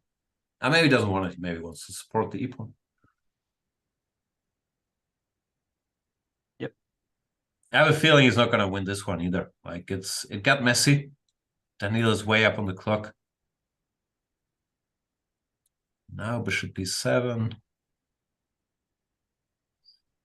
Yeah, and if he loses this one, the match is over. Oh. Maybe Daniil can just talk us through all the critical moments in the match, like analyze all the games. What are the rules for interview attendance in the MDI? Do both players have to attend? Does the winner have to attend? Do you just decide? I don't have any rules. I think it's nice to interview both, but I don't think in general the loser should ever be forced to do an interview. In classical tournaments and stuff, I don't want to see the loser being interviewed if they don't have to be, because they're always sad and depressed, and no one wants to talk after they lose a game of chess, except for Peter. Yeah, okay. He's special. No, I agree. And usually also you don't get any like beef or fun gotcha moments. Like obviously players will be depressed after losing, but usually they don't let it out by bitching around in press conferences. They'll just be quiet and sad. So yeah, I don't think you're missing that much. I agree, actually. Yeah, and also like if we show Daniil that bishop takes f2 trick, then he's going to be like, okay, that's cool. If we show Elyanov, he's going to be like, okay, I don't want to talk anymore. Don't show me that. Yeah. Nah, Pavel's going to be all right. Yeah. He's going to lose this game. Doesn't look good. Daniil took over the initiative. All his pieces are active now. Bishop f4, there's knight f2. Now, he gets hit left and right. Bishop a4. White goes b3, which looks normal. Then there's bishop b3. That's why it was important to go f4. And after ef, this knight is no longer covered by the pawn. So you can do all kinds of fancy tactics. Instead, he had to play queen to c1, giving up the rook. But the pressure keeps mounting. Yep, this feels like the end. So we've been asked how many games per match. It's a 12-game match, so this is the first to 6.5 points, which will be Daniil's score if he wins this game. Can't argue with that. Knight takes g3 and e2 is hanging. This is it.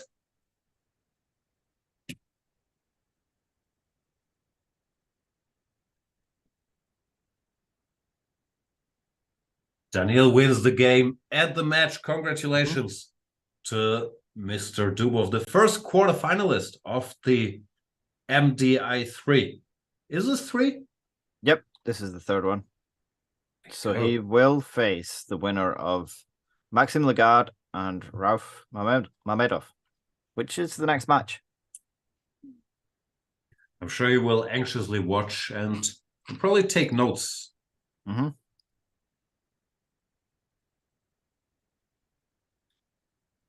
The critical position of the whole match.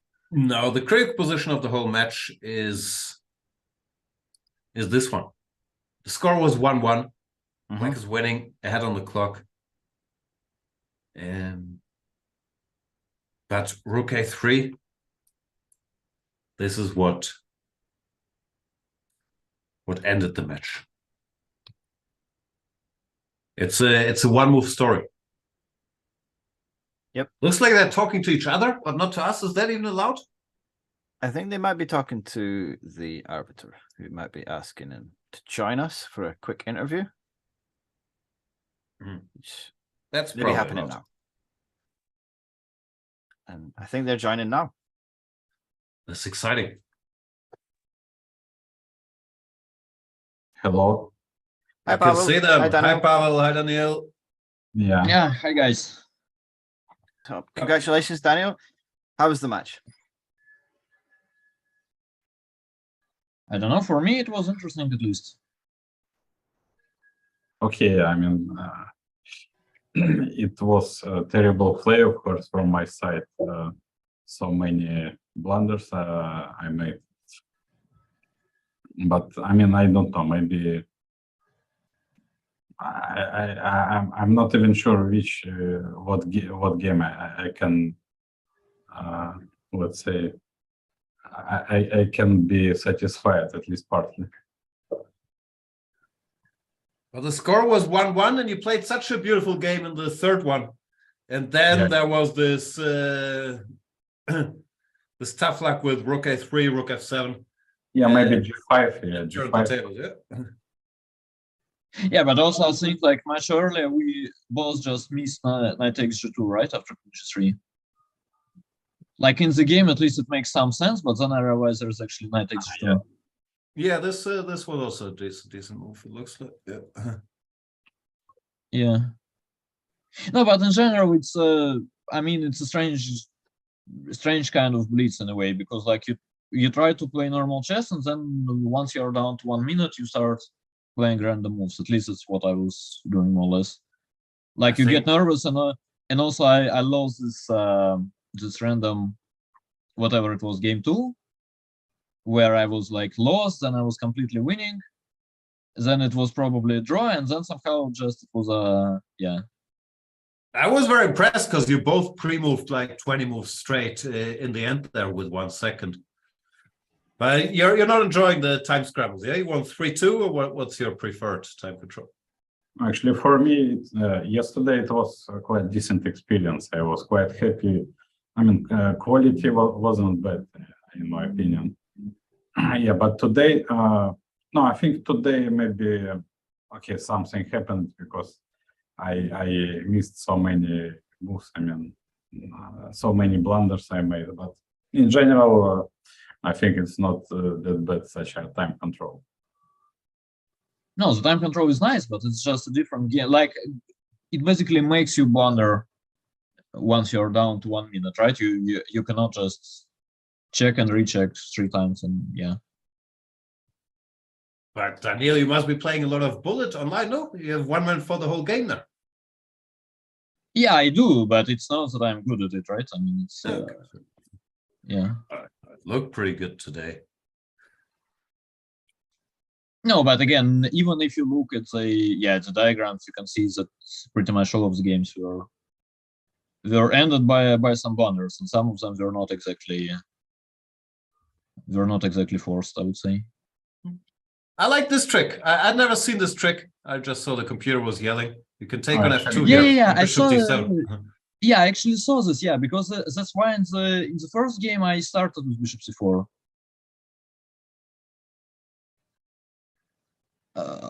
Like somehow I started with knight takes b6. Somehow I saw it and I decided, okay, let's avoid this. Yeah, no, that was a. And then I think in exactly the same position in the next game, I thought, okay, looks cool, let's allow it. Yeah, it happened more than once. Yeah, the computer was always screaming, but I'd never seen it. Like with the pawn already here, that makes sense. But takes and bishop d7 is cool. Yeah, I was also wondering because I think in game 1 even I had b3 played as well, and then after b3 I think there was a similar idea. Maybe it still worked. Yeah. Yeah, like here I thought again you can take and go bishop d7 maybe. Yeah, it still works. Yeah. With the pawn on b3, it's even more. That's even cool. I mean, it looks even more ugly for white. Also, I wasn't sure that works. Okay, I go before why. I mean, okay. Just as a difficult game, but I don't see why white is necessarily worse here exactly. Yeah, no, but it was a nice match, and we were certainly enjoying ourselves. We thought Pavel was going to win the last game. We thought you pushed it too much. You playing the Dutch, yeah, and tap it down, but then I actually checked briefly. I checked. Maybe it was not that bad for black. I mean, I thought maybe I'm totally winning. Well, something somewhere like d5. I thought maybe I'm totally winning, but maybe not. Okay, I'm much better, but I thought maybe it's already a +3 or something like that. Yeah, but I think if you let it run, you will get to +3 eventually. Yeah. Yeah, but not instantly at least. Yeah, that is true. Yeah. Okay, yeah. No, I constantly this like all the tournaments at chess.com, somehow I get tired easily. And then this leads to this kind of games where I mean I just start.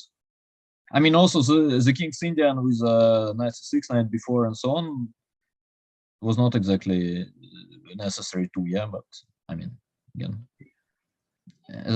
I can't remember, was this one? Yeah. This was my prep actually. Like I was walking today, and I thought, okay, Pavel likes to play the straight, and if you go like g3, g6, then the way I see Pasha's repertoire, if you go to g6, I mean. I got it. Then the way I see Pasha's repertoire, he will try to playing d2, d4. Like it will be something with like c4, b3 or d3 or something. And I thought, okay, maybe if you go knight c6, like you sort of force d4, as otherwise e5 is a threat, and then I go g6 and I transpose to the King's Indians that he was trying to avoid as well. And after d5, I go knight b4, knight a6, and I mean again, at least it doesn't look completely stupid. And clearly, I have not checked it, but I thought, okay, looks kind of reasonable. Like by the Magnus standards, it's a brilliant idea, I would say. I think he prefers knight b8 in these positions, but maybe there's an improved version. He's chicken. Never moving forward. Yeah. All right, thanks a lot. I'm sure MrDodgy has a lot of hard-hitting questions about everything. Yeah, I'm not going to do chess questions. I leave that to you. Yeah, this is your department as the serious analyst today. No, I was saying we're done with the chess questions. You can now move to the deeply personal questions. I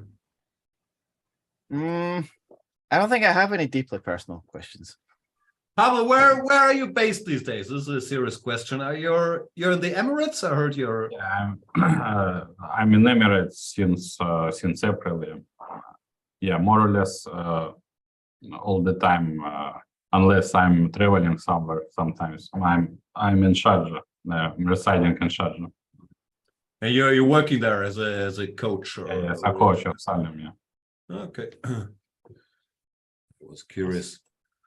All right, then, if there are no further questions, thank you so much for joining this very prestigious event. Daniil, where would you rank making the quarterfinals of the MrDodgy Invitational 3 in the list of your biggest achievements?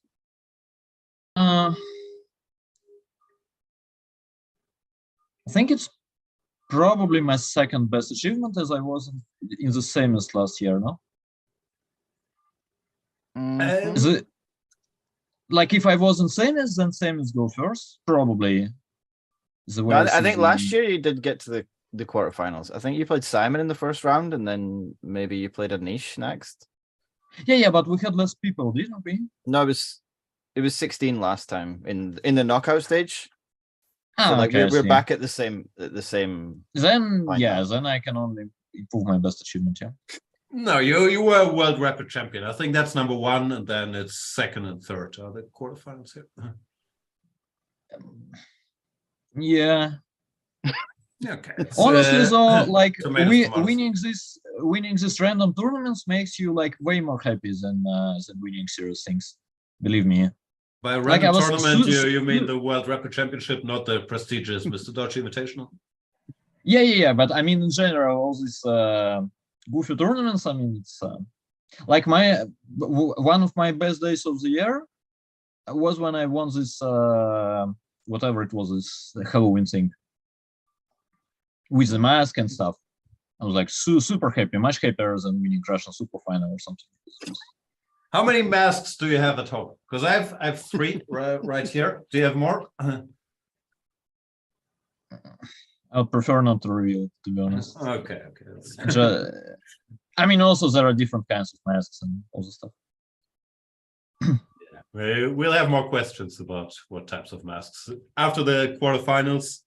But the cool thing is that actually, like, I'm serious about it. The cool thing is that actually I still have this mask from the Halloween tournament. Like, it was not a joke. I still have it with me. Like, if I would be allowed to play in this mask, this would be like a very big confidence boost, to be honest. Like if that's okay, like I would I think I would be that's very yeah. We should probably save it maybe for the final. If you play Magnus in the final, I think that's a pretty good option. That's a good opportunity to use it. yeah. No, you should allow it in the quarterfinals. Also, he has different masks. Then he can have a choice if he wants to use another mask later. If he Okay, yeah, that seems fair. Okay, yeah, you can wear the mask for the next one if you want to. No, but it's a prestigious event. Obviously, I will only wear the lucky one. Yeah, Oh yeah, of course. Like we can't have it worked once. an I mean, unlucky mask. I'm not going to gamble this kind of things. You know, I mean, it's a professional sport after all. Fair enough. All right, let's get out of here. Pavel, it was good to see you. I hope things are okay over there. Yeah. Thanks a lot. Pavel. For Thanks, Daniel. inviting me. Thanks a lot for inviting. It was a nice event. It was a pleasure, despite today's. Today's was not the best day in the office, but still, thanks a lot, and all the best, guys. Thank you very much. Yeah. See you, everybody. Yeah. Bye.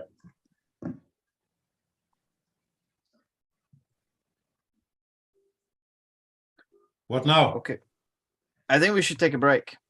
Let's take The a next break. match starts in 20 minutes. So should we take a 15-minute break? Run some ads? We'll take a 15-minute break, run all the ads there are, and then we'll cover the Magnus match, and we'll ignore Mamedov against Lagarde. Was that the plan? We have to cover both. We have to. I was going to do the exact opposite. I was going to ignore the Magnus match, but We can do that as well. so yeah, 20 minutes. We have Maxim Lagarde against Rauf Mamedov, and we also have Magnus against Salim. Can't wait. Very exciting. Okay, see you guys in about 20 minutes, or maybe we'll be back a few minutes before, so we can Maybe 15 minutes. Hype it up. You should be back.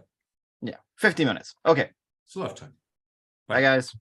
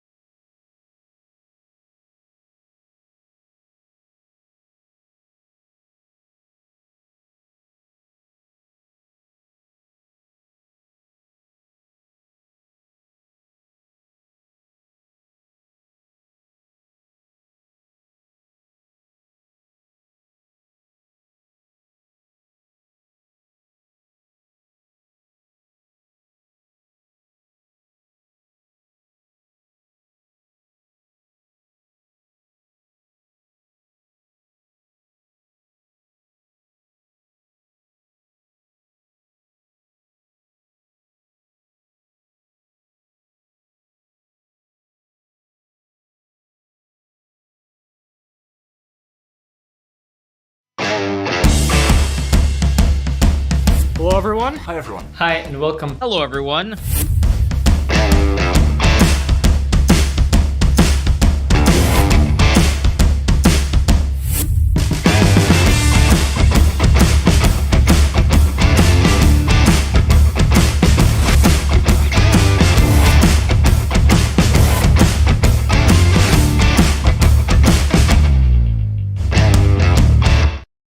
Enjoy 12 days of chess heaven at the Chessable Sunway Sieges International Chess Festival. Escape to the sun this December and take part in the spectacular Chessable Sunway Chess Festival situated in Sieges, near Barcelona.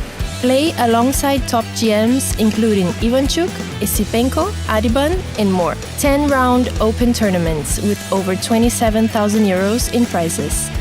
Chess lectures from GMs most days, beer tasting plus sushi, pizza, paella, and cocktail masterclasses, World Cup watch parties, table tennis, table football, and blitz chess tournaments. Even better, Chessable Pro members play for free. You can find out more by going to Sunway Siege's website.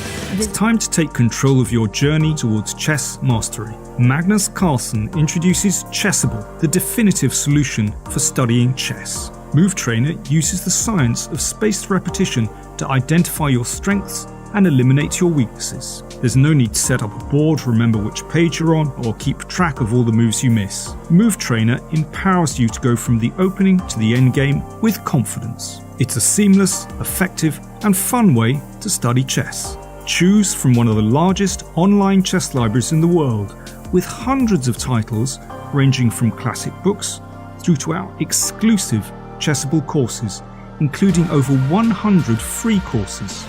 Get expert insights from International Master John Bartholomew, Grandmaster Sam Shankland, International Master Christoph Sulecki, Grandmaster Simon Williams, World Champion Magnus Carlsen, and hundreds of other instructors. Get started now and join our growing community of over 100,000 chess enthusiasts at chessable.com. Chessable. Take control of your journey towards chess mastery. Chessable, the definitive solution for studying chess. Choose from one of the largest online chess libraries in the world, with hundreds of titles ranging from classic books through to our exclusive Chessable courses. I'm ahead of the game.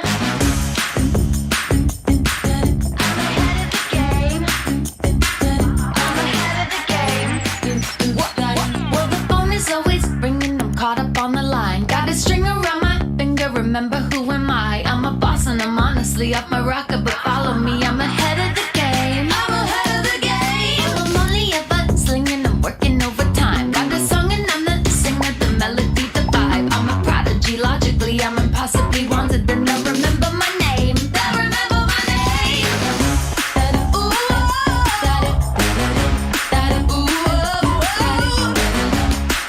I'm ahead now.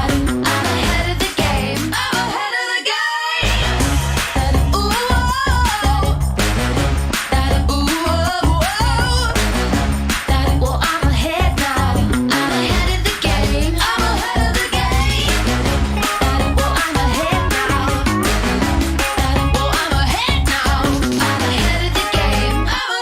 Welcome, everybody. My name is Jan Gustafsson, former world chess champion. Are starting a new course here for Chessable. A very special Chessable course. Master your chess with Judith Polgar. You know what? I learned a lot.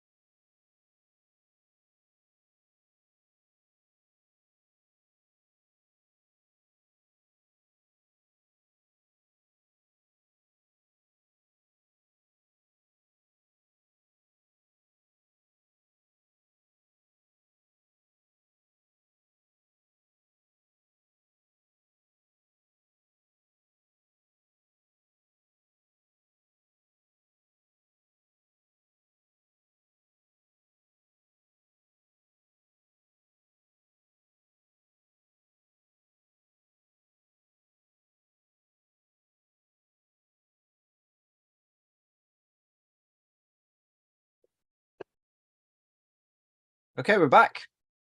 So we've got 2 minutes, 3 minutes to start until the big match of the day, the most important match of the tournament so far. Mamedov against Lagarde. That's the one. That's the one we're going to be focused on. Who you got? I'm with Ralphie. I'm with Ralph as well. So, no offense to Maxime, he is my favorite Maxime. He's the best one, the best French Maxime as well. I think it should be even more specific. But yeah, I like Ralph. Maximes are strong though. I think in the tournament that we should absolutely have, where you can only build teams of players with the same first name, Maximes are very tough because they have Matlakov, Lagarde, Lagrave. It's a rough team. Dlugi. He's occasionally very good as well.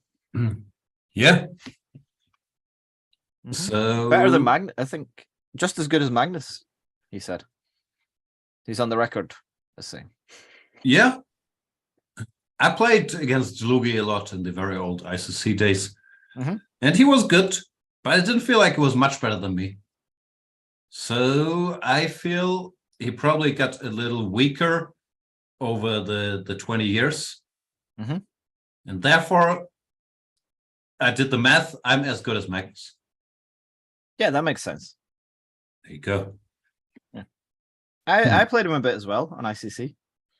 I had some draws with him. I don't think I ever beat him, but I got some draws. Very solid. So I'm not as good as Magnus, but I could get some draws with him. There you go. So, do we expect Magnus to win his match? Maybe. We have to see if he turns up first. It's unclear. I hear the word on the street is he won't show his face. How do we know it's him then? There's a possibility he might stream. But otherwise, yeah, I don't know. He might have tagged someone else in for him. Is that allowed? It's been done once. No? Yeah, we've set a precedent at this point, so maybe we should do that for like one board for each tournament. There's just like musical chairs, like you can have a different player every round. It sounds makes it more exciting. Also, it's going to be very hard to make that board competitive. You need a lot of strong players to only play one game. I don't think it works. They might want to. You never know. It's a good point. I didn't expect Magnus to partake in this. Or maybe you did. I always knew he would end up playing at some point. But I do feel like maybe he's tricked me a little bit because I didn't invite him. And he's kind of forced his way into the tournament. I'm not sure. I'm not going to question that statement.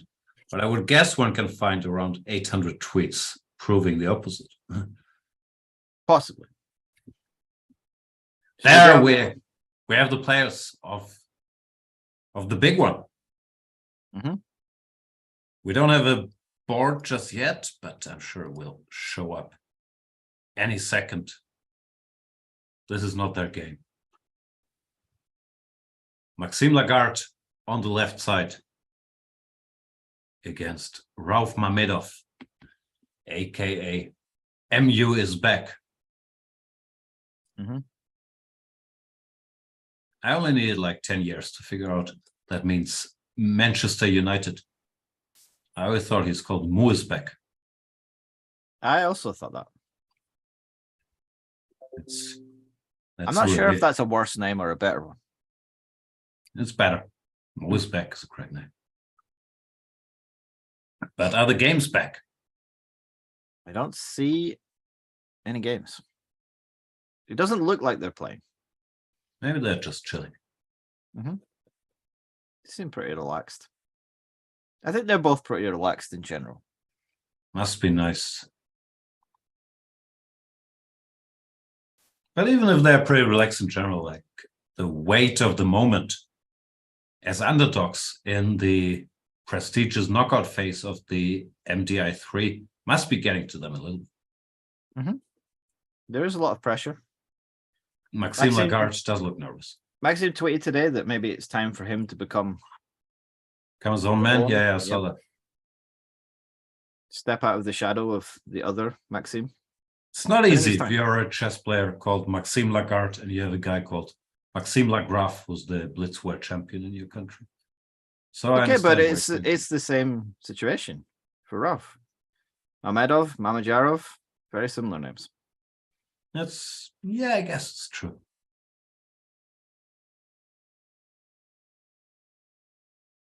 Ralph, he looks confident. They both look confident. Ralph looks more confident. He does. It looks like they're playing now. We hit the board. Maybe it's a new link. Let me check Slack. We're just waiting for them to start. I think they're...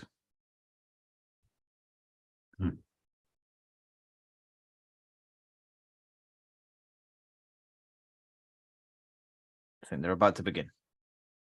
This is exciting. I don't know where Magnus is, though. With no updates on Magnus.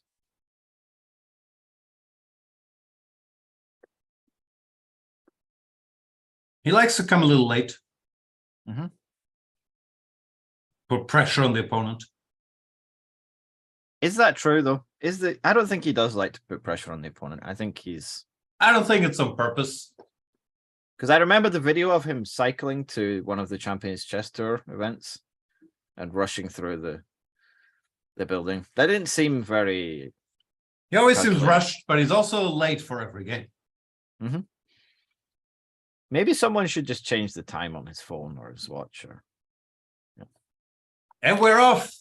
Let's go. Maxime Lagarde with the white pieces against Ralph Mamedov on the black side. And it's a Sicilian, which I guess is on the list of allowed openings. There was some back and forth early on here, but this is actually a legit line. Knight c3, bishop b5. Knight f3. Now people don't take the bishop, but they go a6. The bishop goes to this dumb square. But yeah, this is supposed to be best play. Why don't they take the bishop? Why? It's a bishop. I agree.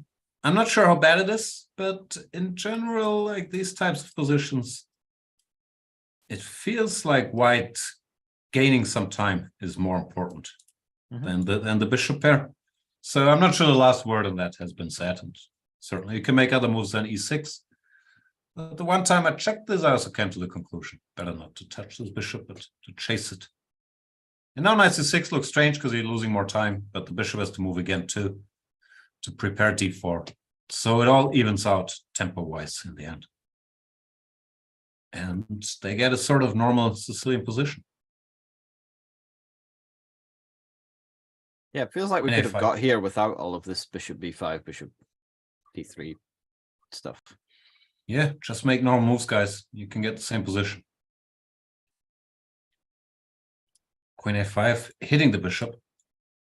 And whoa, 95. Boom. Doesn't work at all, but still appreciate. The problem is, after takes, bishop d7, his idea is to put some rook on e1, say this rook. But here, white can just castle either side, actually. If I manage to castle. And if you take,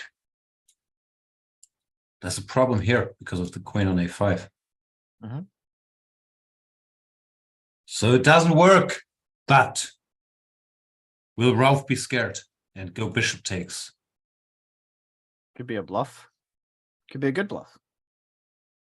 You can't bluff Ralph. He's calculating. And he took. And he went bishop b5, which is also a mistake. So easy to criticize people sitting here with the engine running. But now this rook e1.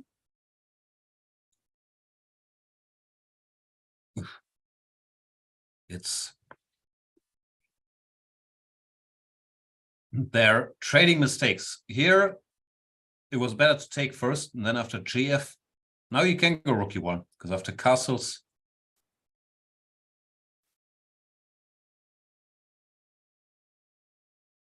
white has this check, which changes things.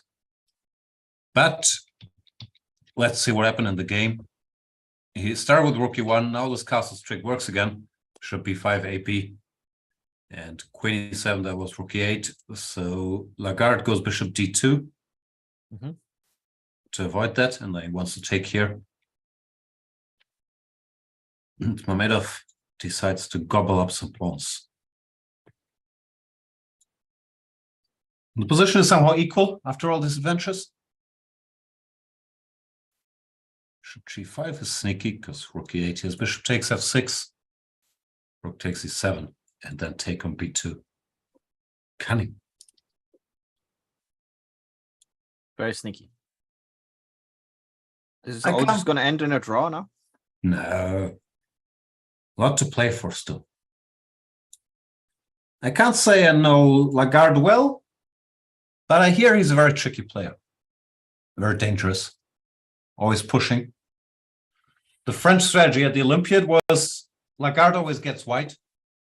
And whoever was around him gets black or had to sit to make the colors work. Was that their strategy? I thought it was Moussard got white. No, Moussard was board 1, so they couldn't pick. Lagarde was always white on board 3 or 4.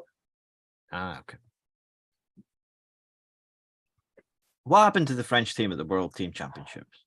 Or should we save your explanations for the Chicken Chess Club? I don't know what happened, but I'm curious to hear about it. I'd assumed they won because somehow I only saw the first match or whatever it was against India, which they won 3-1. Maybe it was the second, whatever was showing on my phone. But then I learned that they had lost. And I was a bit sad. I didn't want Laurent, our dear friend Laurent, to win the whole thing because he would have been too happy. But I also didn't want him to lose in the quarterfinals and be too unhappy. So I was a bit sad for them. Yeah, it was a big upset. Small upset. Yeah. I heard there was some controversy that it was called an upset. Did you get into Twitter fights about it? I didn't get into Twitter fights, but I heard other people did. I missed that. Sometimes I worry that I'm missing too many Twitter fights. Draw! Draw great. Come on, guys. Where's Magnus, by the way? I don't know. There's no information at the moment. I don't know where he is. I hope he turns up. If he doesn't turn up, will he be chicken of the week?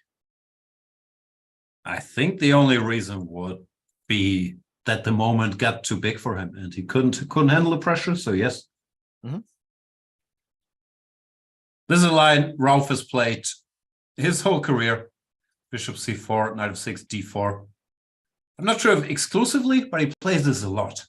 And it's not that good a line, but he knows it inside out.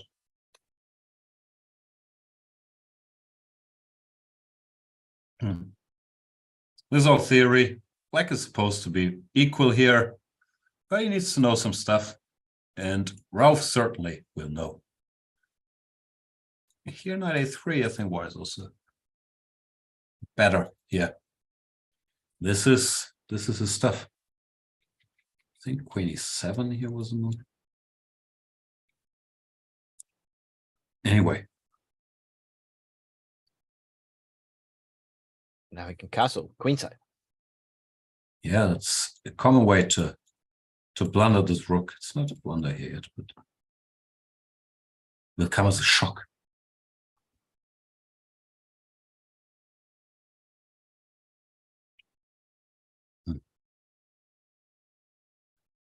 Yeah, I still don't see anything about Magnus. I don't think the game has started. Maybe he just really wants you to cover this match. I think that's the only reason. He feels bad for stealing the limelight, even though we were going to focus on this one anyway, honestly. And therefore he wants to wait a little. Should be 3. Ralph is trying to trap this rook. Won't be easy though.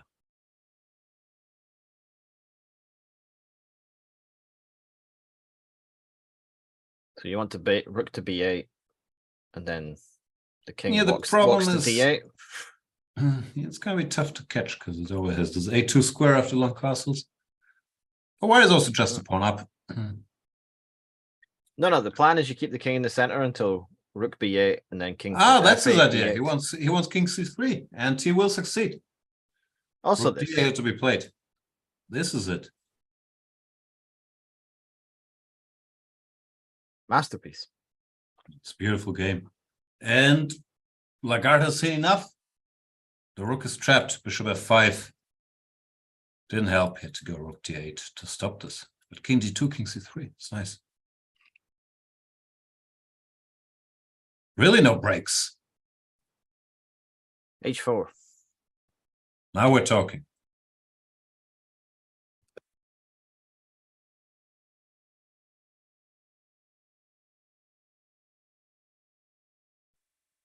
Looks fine for black to me. Looks like a good dragon. People are saying we need to call Magnus. I don't have his phone number. Do you have his phone number? Do you have his No. personal No. phone number? Really? I think only Lawrence Trent has it. Ah, okay. You think he's asleep? He might be asleep.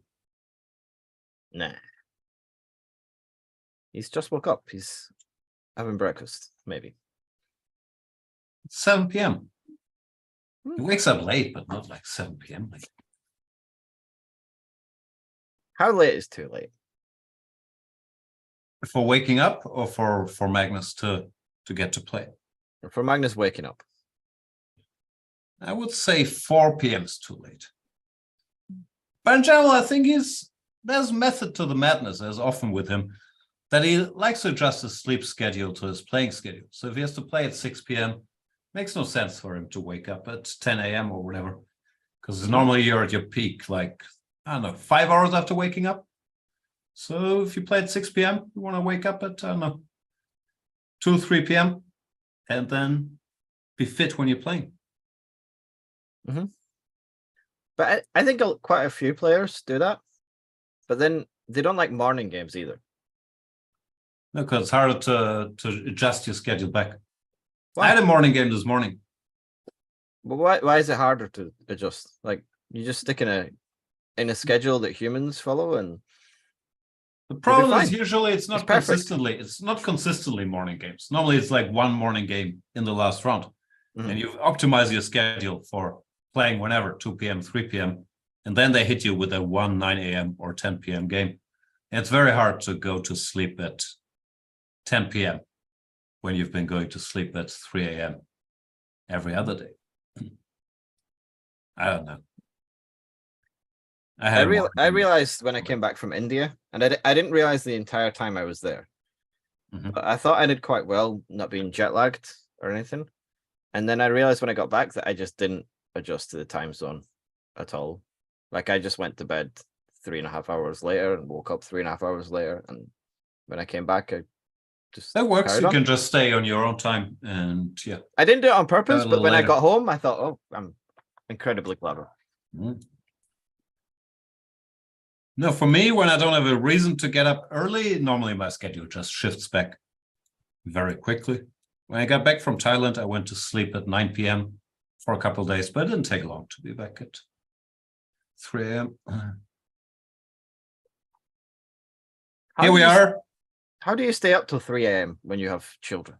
How do you No, manage that? they go to sleep early. Like, they don't annoy me. Yeah, I got that, but like, don't they wake up quite early as well? They do wake up early. I don't have to bring them to school/kindergarten every morning. If I do, then usually, well, it messes me up a bit, but I get up with them at 6:30, whenever crazy time they get up. And then they're off to do their things at 8, and I go back to sleep. If I can. But yeah, it's an issue. I wasn't told before having kids that they wake up quite early. They definitely do. This looks like checkmate. HG, H5. I did hear a rumor that Magnus has appeared. Oh. But I don't see any games or... There's a game that hasn't started yet. Oh. Carlsen Salem. Oh. Here we are. Finally. Even with camera. If that is him. Poor Elyanov, by the way. We just heard he's Salem's coach. So after that match, now he has to go to seconding Salem. Busy day. I like Salem's background. See the chessboard lit up. Looks good. Yeah, looks nice. Magnus Carlsen with the white pieces. How do we do this? It's very hard to switch between blitz games. No, we would just stick with Lagarde against Mamedov. All right.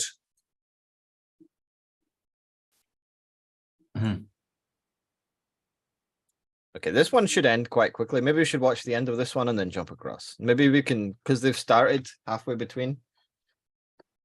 We can skip the openings because that's the part you don't like. That's true. Not interested. I just want them to play chess. Get some fun position. Use your imagination. 23, what's going on here? Takes HG, he's still winning.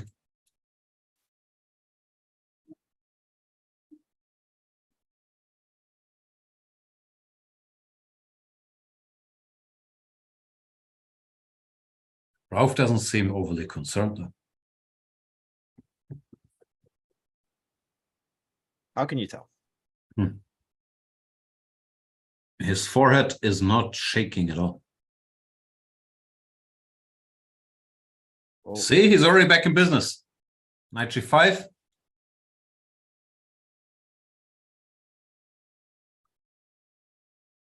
It's better to take this knight, apparently, and go F4. And now? What is going on? Rook C3. Yeah, I didn't understand any of the moves there. I think the computer wanted Rook F3. Oh, I see the point. Now the point is takes, and Rook takes E3. We have Rook H8. That's cute. And then G7. Wow. White wins. And he spotted it. Now Rauf looks concerned.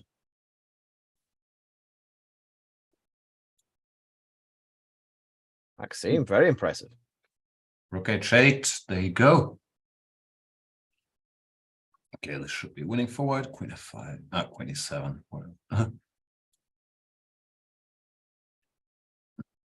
Not Queen F5. Queen F7 also does the trick. Okay, we can jump across now. This one's... I don't think he survives here. Do you think? I don't know. Queen F7 on the board. Doesn't look survivable. After Knight G7. Guess the bishop just goes somewhere. This is coming. Well, now he's hoping for a check. Bishop E2. Bishop E2 stops it. Very nice. And it's checkmate. Is the Magnus match on anywhere? We're going to jump across to the Magnus match in but a moment. There we go. Here we are. It's a boring position. Magnus playing like normal openings. Okay, let's go back to Rauf. Yeah. No. He seems to be taking this extremely seriously, no? Look at his hoodie, his composure, his tense. He's playing normal lines. He knows this is not some fun tournament. Because it's similar. Sorry. No, go on. No, I was going to say it's similar in World Championship matches. Like in regular tournaments, he plays all kinds of nonsense. But in World Championship matches, he becomes very tight. Just playing mainstream openings. And I feel it's the same effect here. When it really matters, he stops goofing around. Yeah. I was also going to say that this is also kind of a no-win tournament for him, because if he doesn't win it, then people are going to say things. People are going to say, Anish won it. You didn't. I don't think he would enjoy that. No, it's a lot of pressure.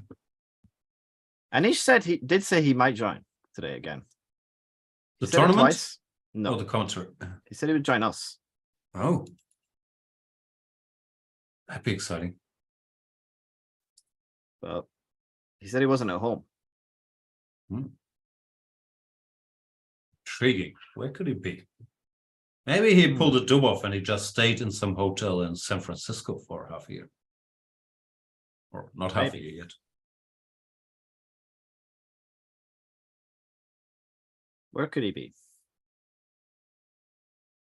We can ask. Maybe, if he ever joins. It's true. As for the game, still dullish. But Magnus is good at this stuff. He would probably chip away. See, he's already better. Some random knight exchange. And now, for some reason, he's better because a4 is coming. I'm not sure if I mentioned this, but it's knight on c6. It's misplaced in these structures. And it didn't make it here yet. And a4 will be somewhat awkward.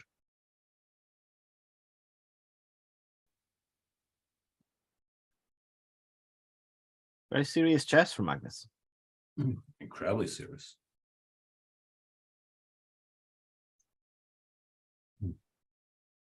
Speaking of awkward, I saw a tweet that was saying our commentary would be so awkward, it might be endearing. But I'm not sure we're there yet. I think we hit awkward, but we have ways to go until endearing. Yeah, that's going to take a while. Although I think we were pretty awkward as well last year, so I don't think the awkwardness has been there for a while. Awkwardness comes easy to me. Like chess to Magnus. Should be 2. And it's troubles. Ilyanov won't be happy. He's gonna yell at Salem in the non-existing break. You think so? No.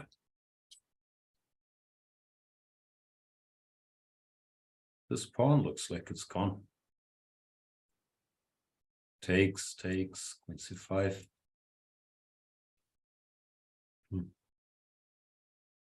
It's overloaded. Queen e6, that's b5.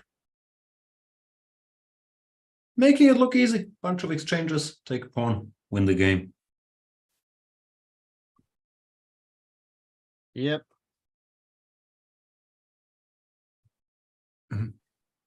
Another news. Mamedov against Lagarde.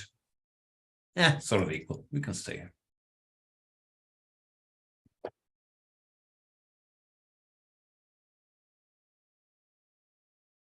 He took another pawn? Oh no, he took this pawn.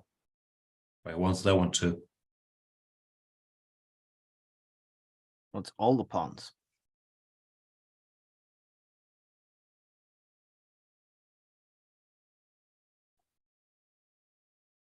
No, he doesn't want that one. Maybe just wanted one pawn. Push.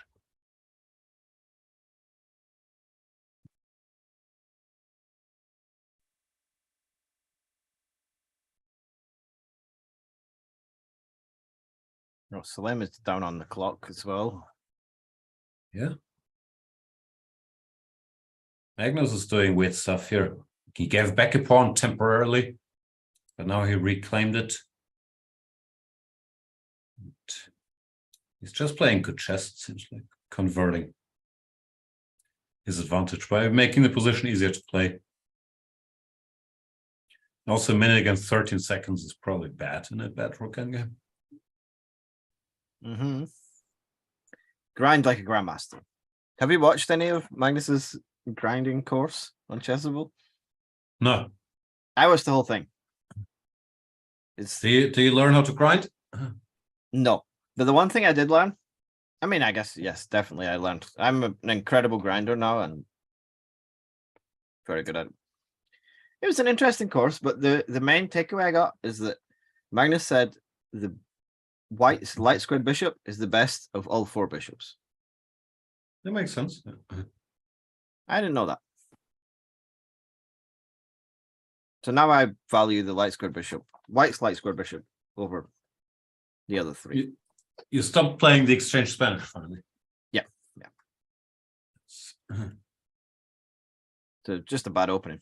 No, it's white, so it gets out more quickly, so it can be more active, and it's somewhat easier to get out normally. So yeah, I'm with him. And he wins this game.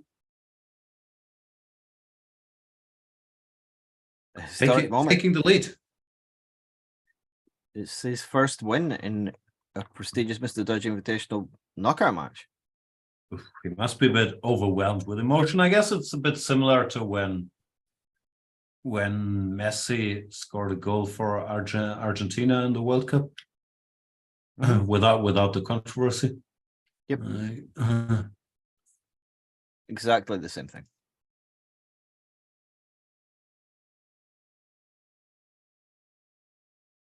And he plays this goofy line 98. He's played this before, trying to put the knight here. It's a goofy line.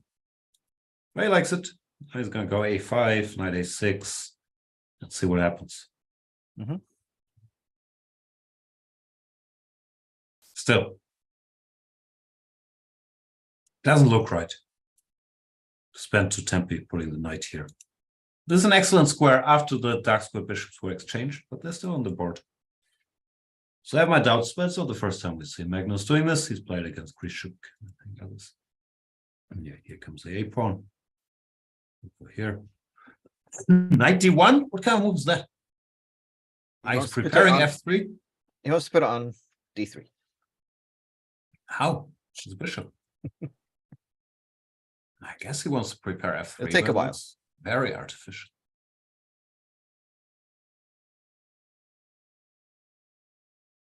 For example, the computer's main line is this, and now knight dc3, which I guess won't happen. I just looked at YouTube chat and someone was saying that we should shut up and comment the game instead of talking all the time about stupid things. How do you feel about comments like that? Do you enjoy them? I don't know. I've never gotten that criticism. If anything, it's normally people are saying we could sometimes try to lighten it up a bit and not just be variations.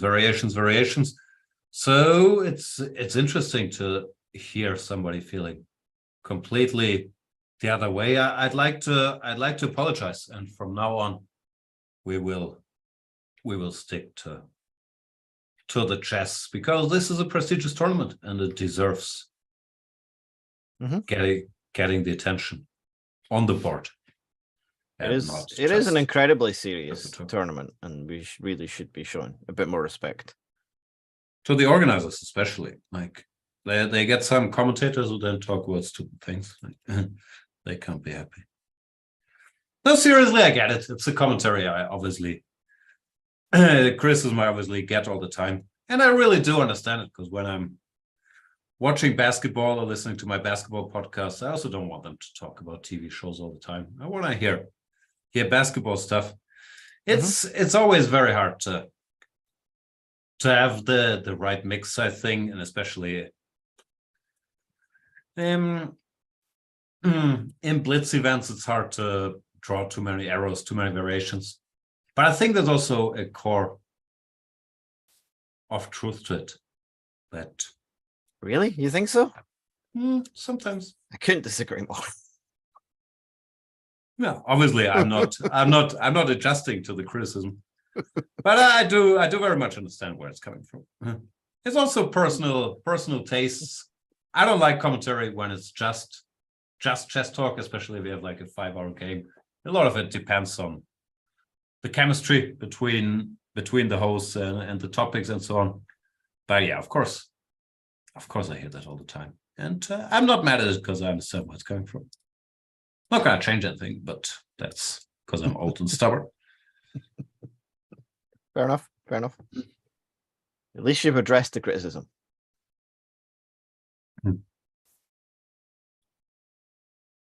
So I don't actually remember what we were talking about, because I think you've been mostly talking about the Magnus game since he started. But yeah, but now we got distracted with all the criticism, so we missed a bunch of action here. The vicious circle. He went c5. That's surprising. And I thought he was gonna push here, because nowadays b5 in my youth this was like a positional sin, but now computers are yelling it in pretty much every position here. Go b5, go b4, and you're doing well. So this really has changed about this Carlsbad structure. But Magnus, he's old school. Goes c5, bishop c6. Arguing these knights aren't very well placed.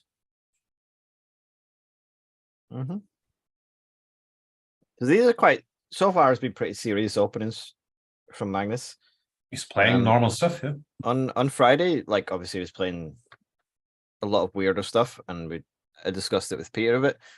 What do you think his strategy is when he plays these very random openings? Do you think he's going for just completely fresh positions where, you know, the better player will understand the mess more, or do you think he's just purely for fun? I think it's mainly to entertain himself, and maybe also to either make it challenging or to show dominance, that he can do this stuff and win. I think there's sometimes a bit of strategy, especially in these Champions Chess Tour, when the first game with Black, he plays something, well, not 1h5 or something, but something a little sharper, like the modern or the French, because he's thinking, if I win a little sharper game, then the matches are more or less over, and should I lose it, I can still come back. And then later he starts playing a little more tightly if he has the lead or if it's close to tie breaks. But I don't think it's so much these fresh positions and better one wins, because then he would be doing it all the time in these knockout matches as well. No, like I think he's just trying to entertain himself and maybe keep it fresh, also approach-wise, to see what he can get away with. Also, the truth is he's the best in the world. Like no matter what he does, it's gonna look. The results will probably be there, and he has a lot more margin for error and dumb openings than the rest of us.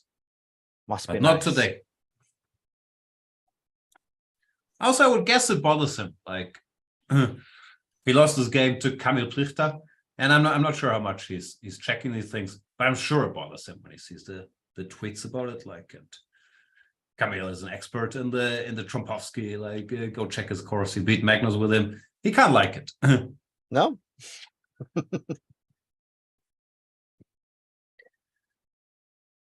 Yeah, I guess. But I mean, that's more Camille going for weirder openings than Magnus.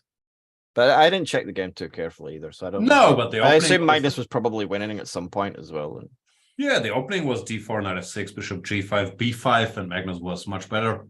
Much better of the opening, and then he blundered later on.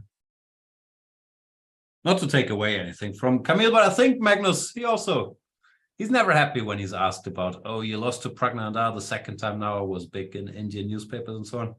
He's very, very competitive. Like, even if he plays nonsense openings, I don't think he's trying not to win ever. What's he doing here? We're talking about random stuff again. He's better, because this knight is such an idiot. h4, keeping things closed. White pieces are just standing in each other's way. You can't go here because g5 is there. It's not pretty. I don't know what to do. But Magnus behind on the clock, 44 seconds. in the meantime, Ralph won. Ralph's too strong. Yep, he won one with black. Just 3-2. Okay. Well, he lost the previous one with black. Knight d2. What's that about? Oh, he won c4. Push. Odd idea to put the knight here in harm's way. But he's saying I'm fast enough.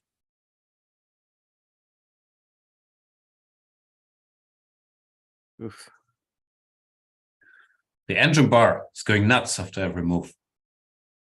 It's insisting.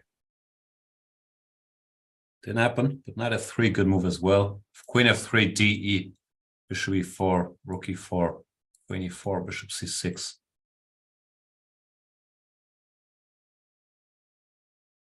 Mm.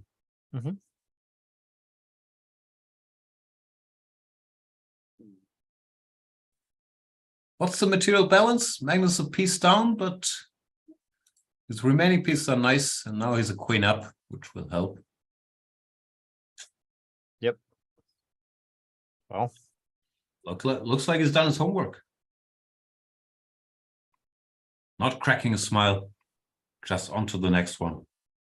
Shaking his head, very serious. It's all business.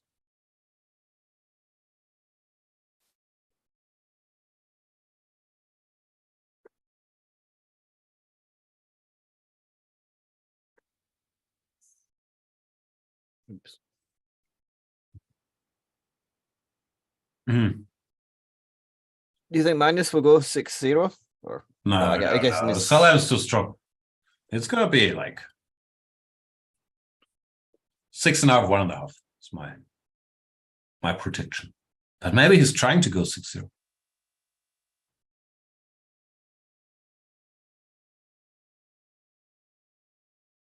I don't think he went 6-0 in the Banter Blitz matches against... It's been a couple of years since they did the Banter Cup. But I don't remember. I know he won. He had some massive scores, but I'm not sure there were any 6-0s in there. Can't think of any great champions winning matches with 6-0, even. No, I don't think it's ever been done. How would you? Like, people are too strong. Like, well, no, you need to get to 6.5 as well. So. Okay, no, that's even tougher. But even 6-0 sounds insane against a world-class player. Like, let's say you're playing Bent Larsen. How are you going to win 6-0? I don't see it happening. 81. Seems like they're debating the structure.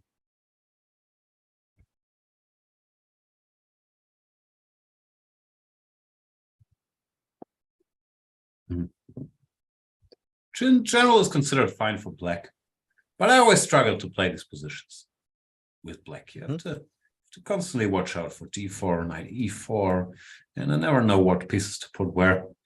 I think it's more me than the positions, but I can understand that Magnus is trying his luck here. So the white setup doesn't look very impressive, but his pawns cover all the relevant squares, and they have a lot of potential breaks. Should be 3. Now Salem can take it if takes, but should b3 and he should be fine.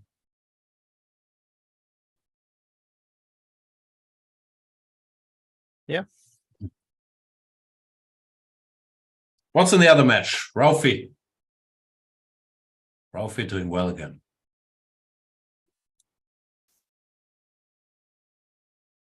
He's still in the lead. Still 3-2? Mm-hmm.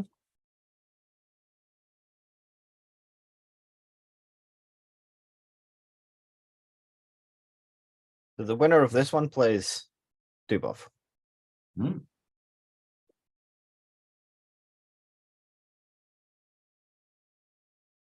So who are the highest rated players remaining? It's Grishuk. Mm-hmm. And who else is in action tomorrow? That's a good question. Yeah, tomorrow it's Grishuk against Andrew Tang. Well, actually, there's going to be 2 matches at 5 p.m.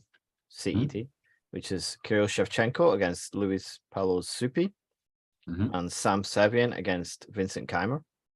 Oh yeah, I heard. And oh yeah, we have an extra match tomorrow as well because Jordan was supposed to play today, but he didn't. So it'll be Jordan van Forest against Corey, Andrew Tang against Grishuk, and Alan Pichot against Mohamed Muradli. He crushed the preliminaries, no?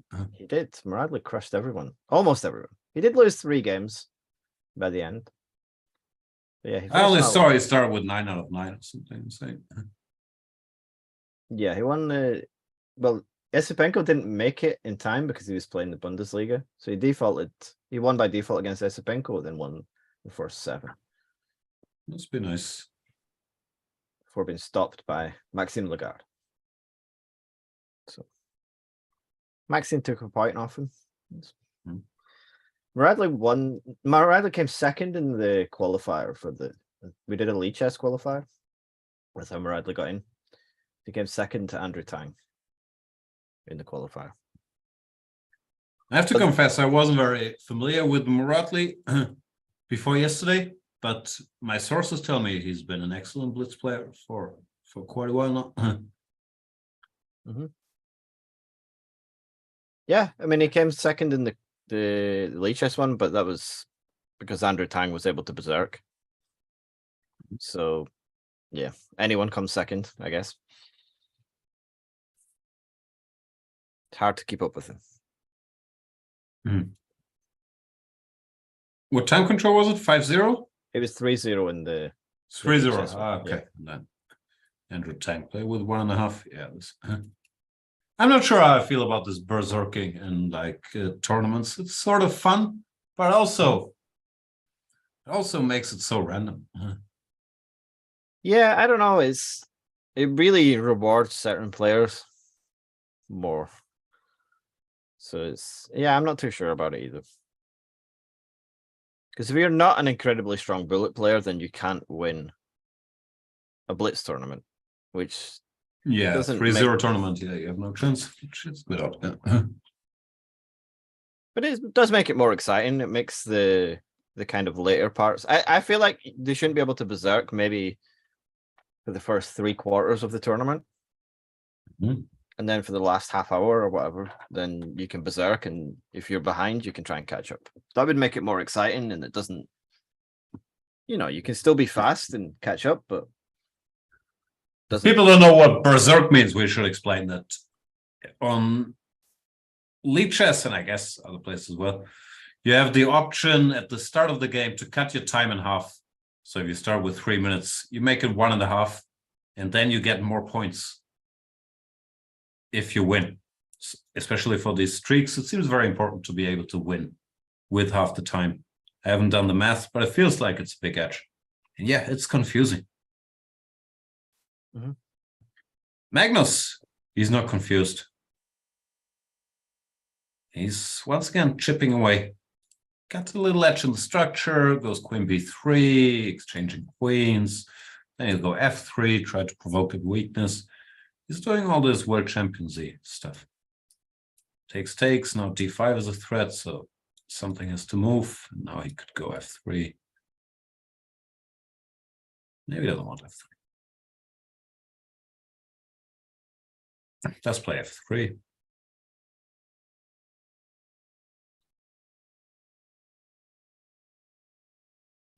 Magnus usually is not a very fast starter in these games. No, he's often a bit down on the clock.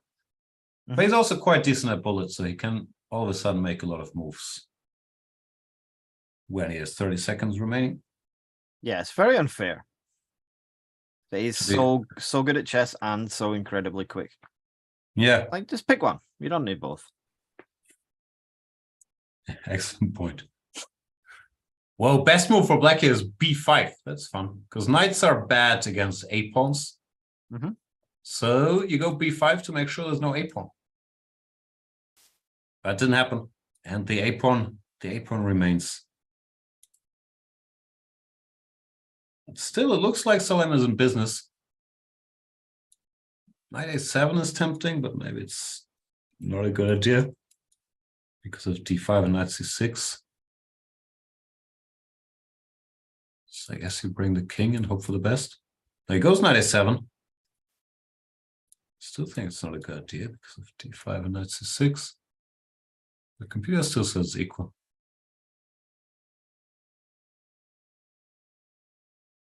Magnus trying to keep some potential for winning on the board in front of the h-pawn.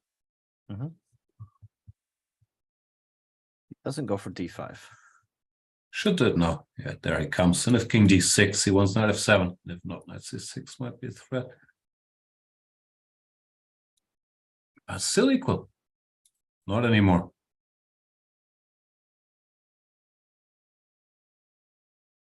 Wow, best move is king f2. Obvious.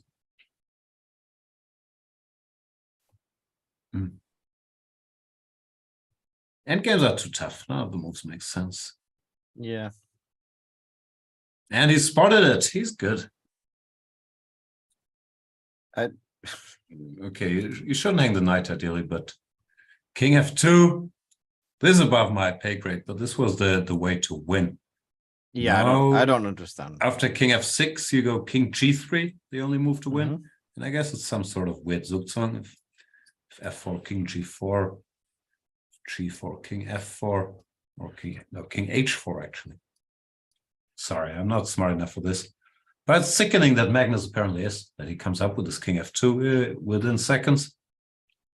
Yeah, so what's the threat after the king just moves if he doesn't move the pawns? I think it's sort of Zugzwang, yeah? King f6, king g3. If you king goes back and then... Back, then knight d4 is coming. Ah, okay. Because f5 is hanging, and now if you give this check, we go back, and since the king had to go back to f7, now white is randomly winning, but yeah, it's way too complicated. Good job, Magnus. Up 3-0.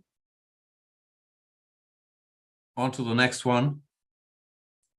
Does he keep playing his goofy line? Oh, no. Now he plays normal, quote unquote, plays rook e8 and 798. Like bd7. It's a4. Yeah, this is what I was mentioning earlier. In the old days, everyone played f3 here, thinking what was better. But now computer just saying, you know what, b5, no problem. So white is adjusted. Ralph won again, and I think he's better with black. He's too strong. It's 4-2. He's 2.5 points. Exciting. This is our theory, more or less. b5 though? Something's gone wrong for Magnus.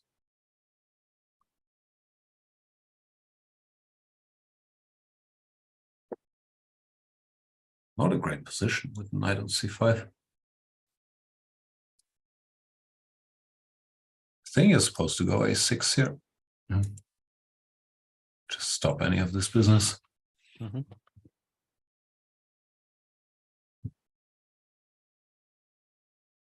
It's a structure Magnus knows very well. This Carlsbad structure, so I'm always curious. If he has some hidden point, also the engine is saying this is just bad stuff.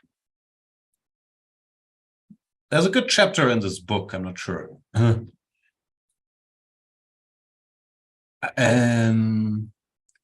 What's it called? The Road to Chess Improvement. There's a good chapter on the Carlsbad, which Magnus also mentioned as a good explanation of the basic concepts. Like, is that the Yermolinsky book? Yeah.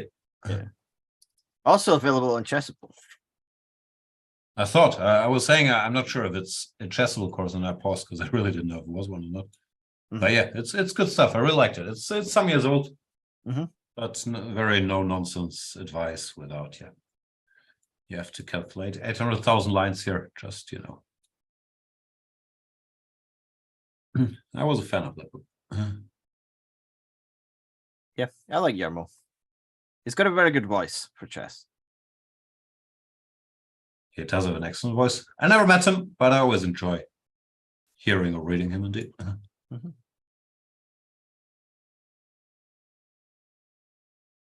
As for the game, Magnus still suffering. I'm not sure why Salem needed the knight on b7.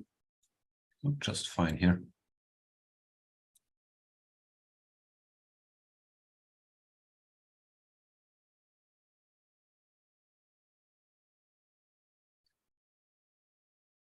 Could play h4.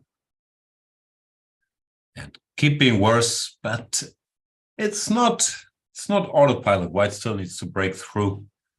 And that's going to be tricky against the very focused Mr. Carlsen. He does look very focused. Never seen him that focused.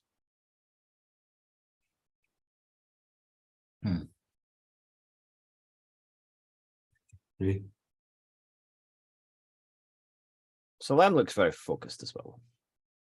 Yeah. It does look like he has a famous fucking legend mug as well. Who doesn't?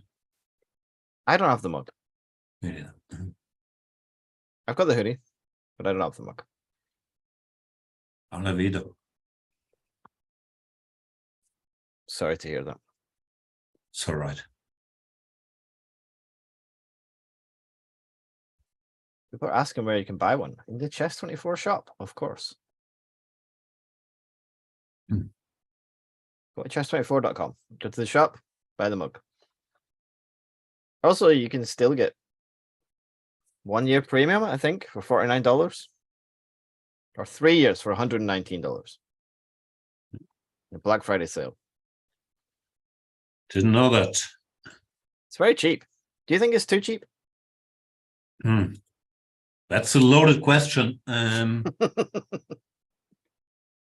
You get a lot of my excellent courses in that package. Although my better courses are the ones where I didn't have to do much, like here. Like the course with Yusupov, I learned a lot about prophylactic thinking and endgames and calculation. Also with the late Mark Dvoretsky was very interesting. With Luki, I think we did a good endgame course. So yeah, there's a lot of stuff. Like before.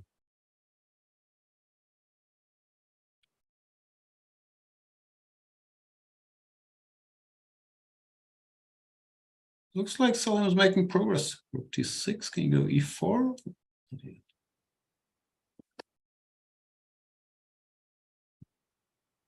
I want this, but apparently here black is still kicking. So far, the black horses look less impressive than the white horses. Yep. But this is the problem. He won't just like Magnus just is collapse. worst, but he just carries on. It's like a vampire. You have to kill him several times. I don't think you have to kill a vampire several times. You have Sometimes to try. you do. If you don't get it right the first time. How do you kill a vampire? You have to drive a wooden stick through his heart, or is that not the lore anymore? Yeah, but like if you kind of shoot him a few times, or other But for methods of vampires, violence, like it doesn't do anything. Like you need to keep going till you get the right way to kill him. I don't know. It wasn't a great metaphor. No, that's why I'll keep going on it. Do you need special bullets for vampire? No, that's werewolves, right? Like where you need silver. Yeah, werewolves you need silver bullets. Yeah, that's well known. But vampires, I'm not sure. Daylight? Some vampires are killed by daylight, right? But not the Twilight ones. I haven't read as much Stephanie Meyer as you. I was always team werewolf. Jacob, so handsome. Wow, Anish has tweeted and he's making fun of Magnus's camera quality. That's harsh. What? It's the soft filter. It's just autofocus on him. This is pleasant to Very watch high an quality. event with such excellent camera quality from the players playing from home. That is a You low think blow. he's being tongue-in-cheek? No. Because I think Salem has access to one of these 16K high-resolution cameras. That's ultra HD. Whole tournament. Can you sue for 100 million, or is that an overreaction? I think I could try. Where would I sue him? Might as well. I think the States is not a good place.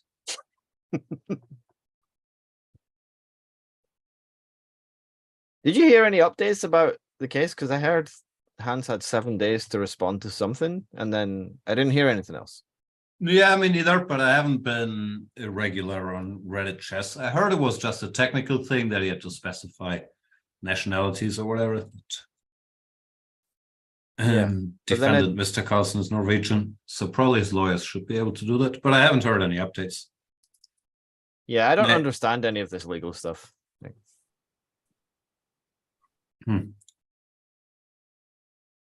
Magnus just won as expected. Yeah, he didn't collapse, and then all of a sudden it was over.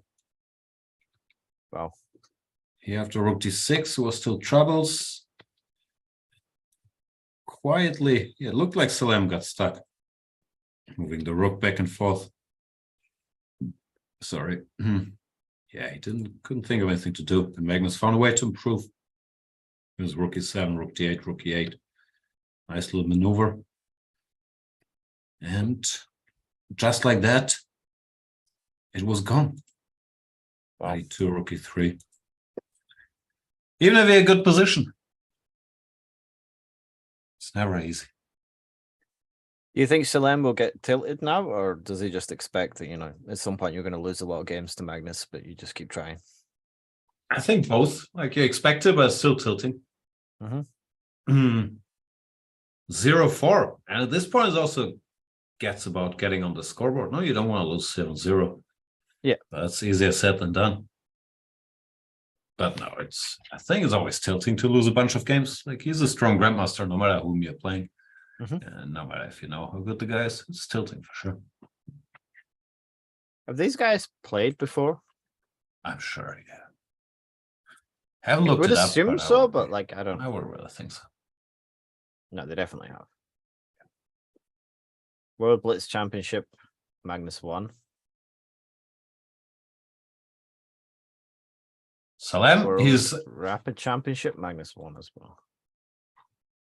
Salem did a little self-motivation there, put some stuff on his face.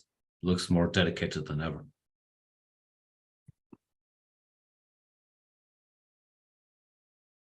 But they also played in the Champions Chess Tour.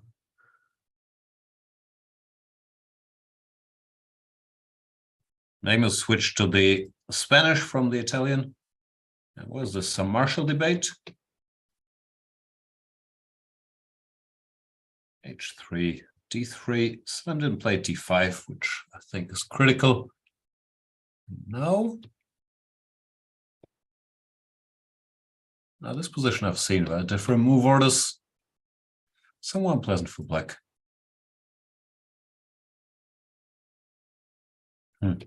Carlsen's already pawn up. On his way to his 5th point.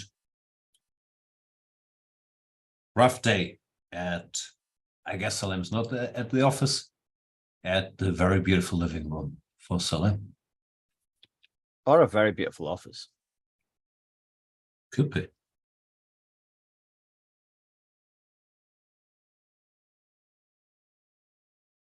There's a question in chat. Are you going to LA to support Lawrence when he fights? I wish I could. Unfortunately, it clashes with Sitges. Oh, that's true. So on December 11th, I was going to cover it late at night with some of my German famous Twitch streamer friends. I hope we can make it happen because it's, of course, the event of the year. But yeah, I'll be traveling to Barcelona that day. So can't do it, which is a great pity. Because nothing would mean more to me than hugging Lawrence next to Staples Center or wherever it is after he, as someone calls Staples Center, after he won the fight of his life. But no, unfortunately, can't make it. That's a shame.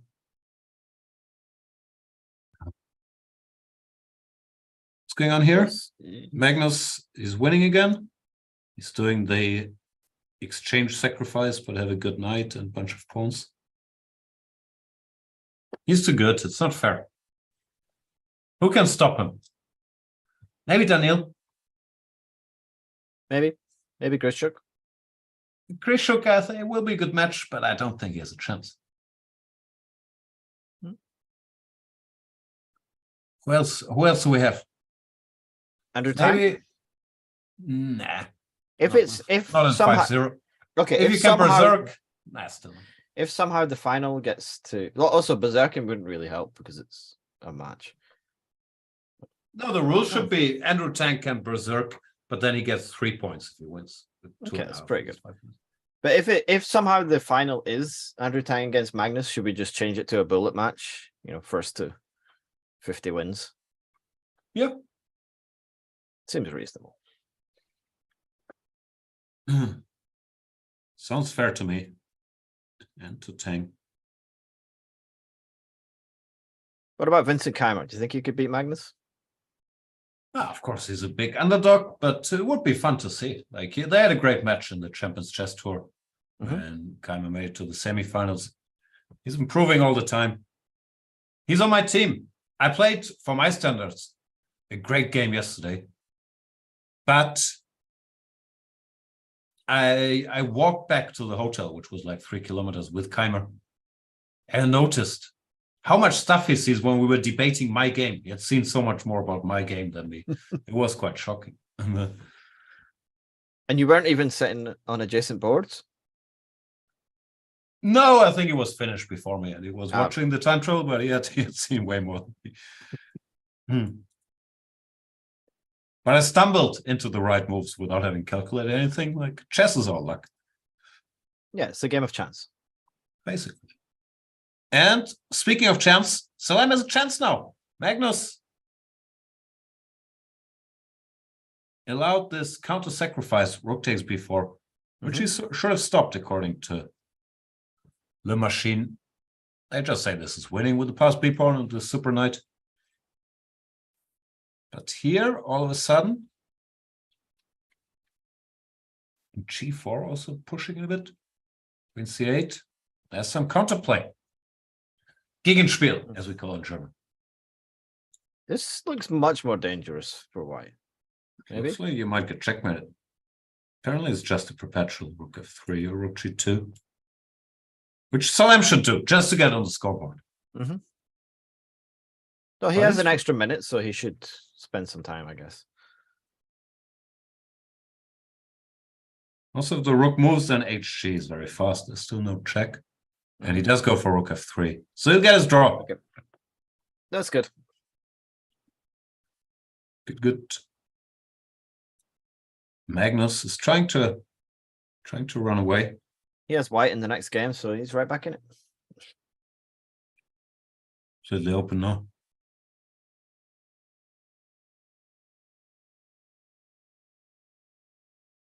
Why didn't he go king c2? Because then if queen here, there's queen d2, but here takes. This didn't happen. Now, like isn't time to give a bunch of checks. Got it. And if takes now, then the king can go here. Oops, sorry. That's what happens. Pawn ending? What's going on now? It's not a perpetual.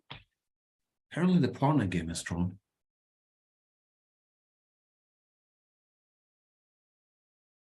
Magnus thinking about it. Here we go. Takes. The king can run back here. He goes this way. Yeah, this looks complicated. I wish I could count.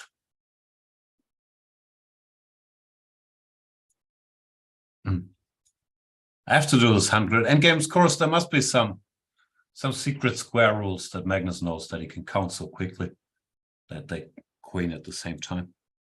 I don't think he believes in the rule of the square. I don't either, to be perfectly honest. But how did he figure out so quickly who cleans first? Does he just do it? I can do it, but I have to count in my head and it takes forever. Maybe it's just thinking faster. I think most people just count, to be honest. Yes. The rule of the square is very confusing. Also, it doesn't apply if the pawn is still on a2, because then the pawn all of a sudden jumps out of the square, which is very confusing. So I don't trust it, but it exists. This is some beautiful eternal checks, but it's not trivial yet. Oh, Magnus actually going to win this. See? Oof. Oh, that's a rough one. Salam does not look happy. No, that's unfortunate.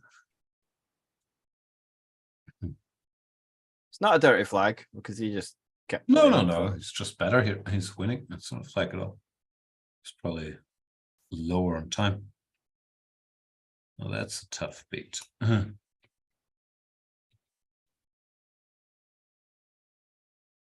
Just keeping the game going. This looked like it was this around the clock perpetual, but here, since the king is on h2, you don't have queen h2. She would have needed to complete the circle. And then all of a sudden you see you don't have this direct perpetual, you start panicking, there's no time. And boom. Position is probably a draw, but with little time. What does it matter? And this just gives it away. Because now the e4 queens.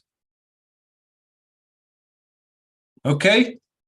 How's the score in our featured match? Lagarde against Mamedov. It is 5.5 to 2.5. Oh, could be last game. This could be the last one. Maybe. Let's watch this one. So Ralph is on fire. One? Ralph has an extra pawn. He has an extra pawn. It's a weak king.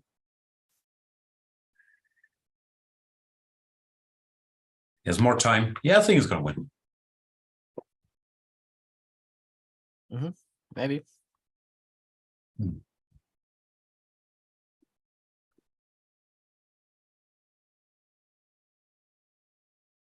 Take another pawn. Doesn't do it. He gives up a pawn. Because now takes. That was a check.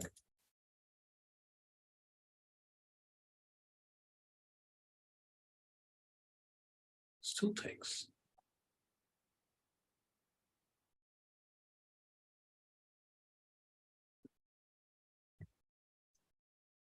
Who's on Ralph's side of the bracket? Who would he meet next? Dubov. Oh, yeah, you did mention that. So that'll be a good match. I think Dubov might be a slight favorite. Yeah, of course he is. But Ralph, he's been around.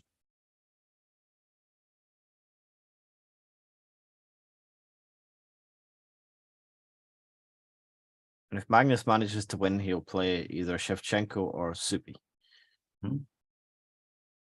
Supi played very well in the qualifier. Supi is strong. He knocked me out of one of these things, the whatever, Bantablitz Cup or whatever. Okay. I was, of course, mainly busy self-loading, but I also had the feeling he's a good player. Yeah, he won 5 in a row at some point. Yeah, I'm serious.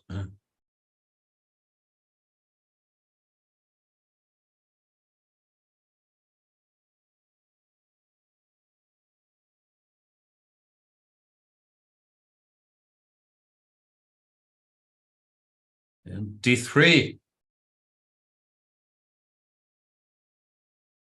One move too late. Oh, he's getting flagged though. About 5 seconds. Ralph's just taking a little time to keep up appearances. And off to Flagville.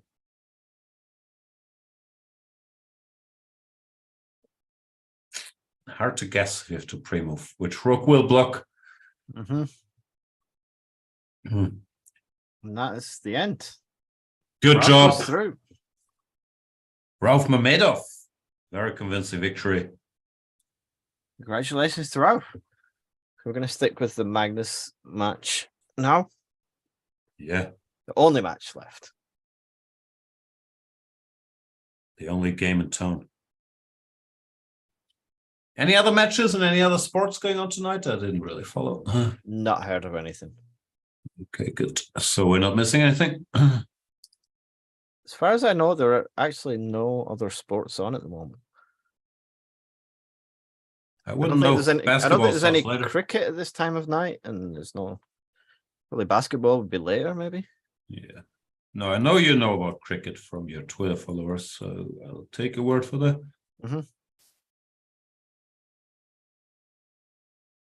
Queen B3. Magnus just. What's the score? It's 5 or? Yeah, it's 5-0 just now. Okay, so this can't be the last game. Nope. Rook T4 looks good, and Rook T2. But he doesn't do it. He goes B5. Also looks good. This pawn is doomed. It's too good.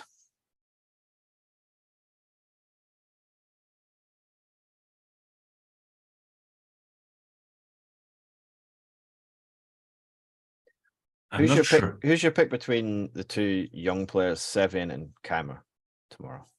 I'm going with my boy, Mr. Keimer. But Keimer's never broken anyone's game. That is true. That we know of. Sorry.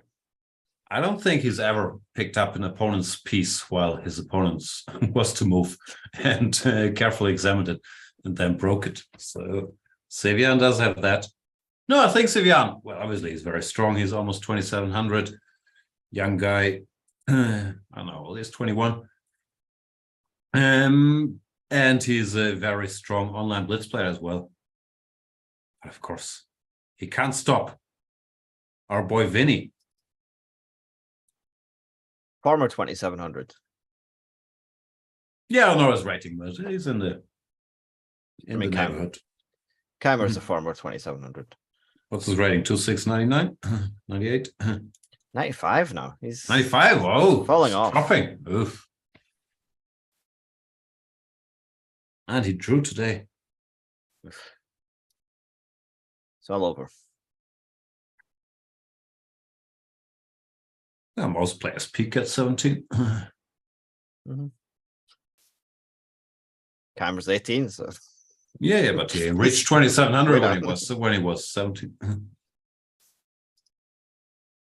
23. Seems very hard to stay above 2,700. I don't know. I've never tried. Me neither. Yeah. But like when you look at like Keimer, Sevian, Neiman, Yesipenko, all under 2,700. Good point. But you could also argue that usually development, and I'm assuming all these guys are still developing, doesn't go in a straight line. There will be some bumps along the road. I think it's a fair bet. Then 5 years, all of these guys, or most of these guys at least, will be above 2,700 all the time. I guess so.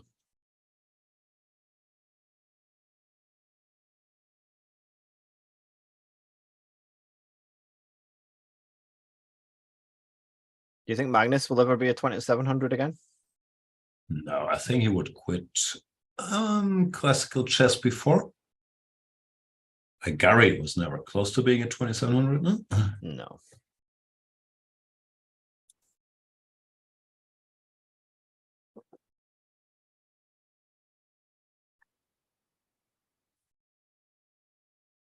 Do you think Magnus will retire from chess, or does it just keep going? I know at some point. I'm sure he can keep it going for a while, but I don't see him playing when he's in his 50s and number 14 in the world. Like, I don't see that happening. I'm making up random numbers here, but I have a feeling if he can no longer be the best because of age or whatever, I don't think he will stick around, but we'll find out. Probably another 15 years or so. Why is no one catching him? It's very annoying. It's pretty good. And it's only 10 years. Kasparov was 20. Yeah, no, I mean, like, no one is, like, for a while, you know, there were people on 28, 20, 28, 30. They were at least chasing him, but, you know, he has a 50-point lead at the moment. No. Yeah, it also seems hard to stay above 2,800 for everyone not called Magnus. Maybe even harder than 2,700, I guess. But I don't know. I would even argue that 2,900 is the hardest of them all. Magnus wins again, 6-0. And yeah, I think we need to wait for these kids to mature a little more for them to start chasing him. They're beating him occasionally already. In 5 years, who knows what's going to happen. Magnus will age a little. They'll get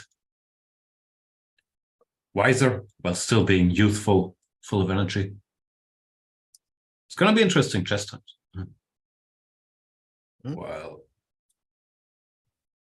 Well, champion Ding will have defended his title against Maxim Schiller-Graf. And it's gonna be interesting. So 5-0. Is this it? 6-0. 6-0, sorry. Magnus should just offer a draw. Oof. It's an indecent proposal. You want half a point but lose the match, Mr. Salem? Of course, Salem would say no. But, do you think that's poor sportsmanship to offer a draw? Yeah, I don't think you do it. Although, I'm not sure if it's poor sportsmanship. Would be a bit of trolling.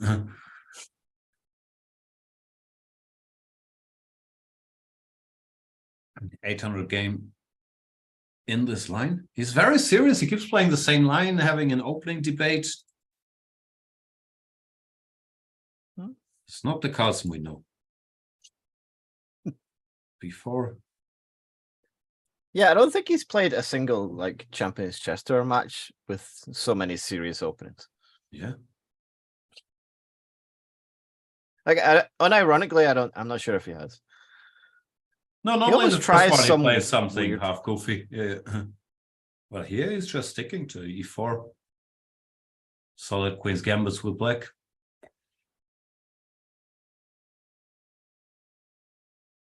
All business. Although you could also argue the opposite, of course, that he doesn't have any special preparation.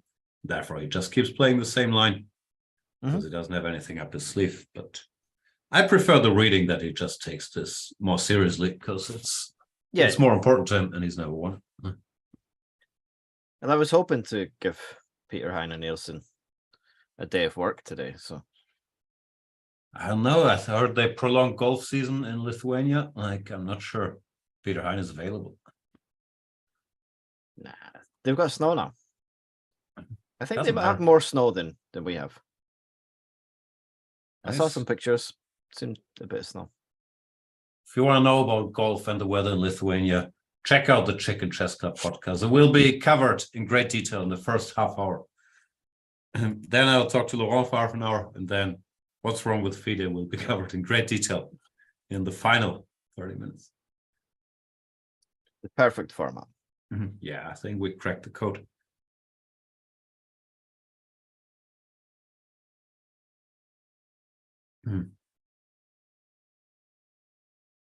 Magnus likes his pawn structure. Taking a lot of squares. Then he can shuffle. Every day I'm shuffling. He does shuffle a lot. He's a shuffler, baby. Someone can go e4 here. This looks fun. Takes. Very random stuff.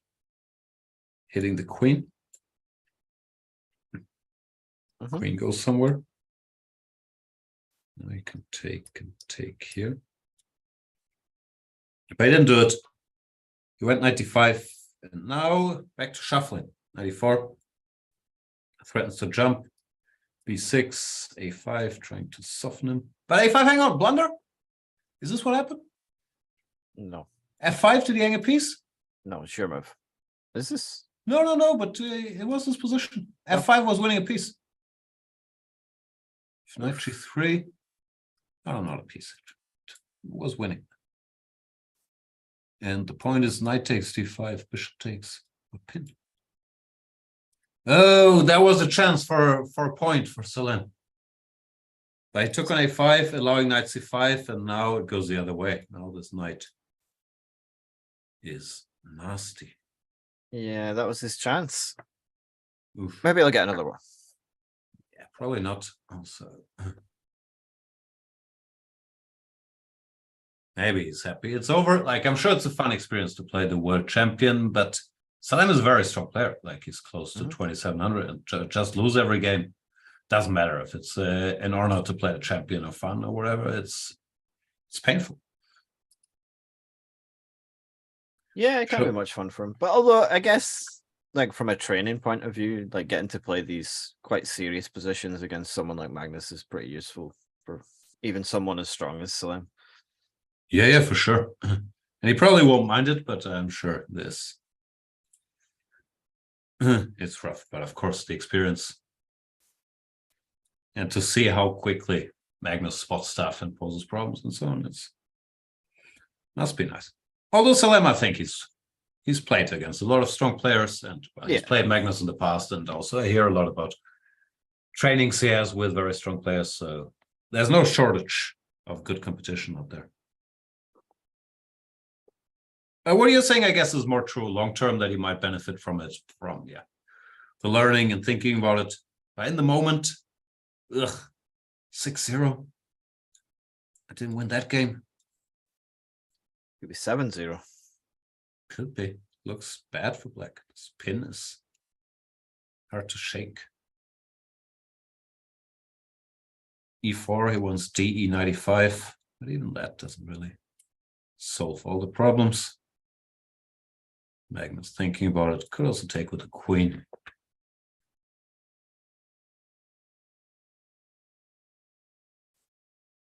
This might be the final game of the day. Yep, the final game. Went by so fast.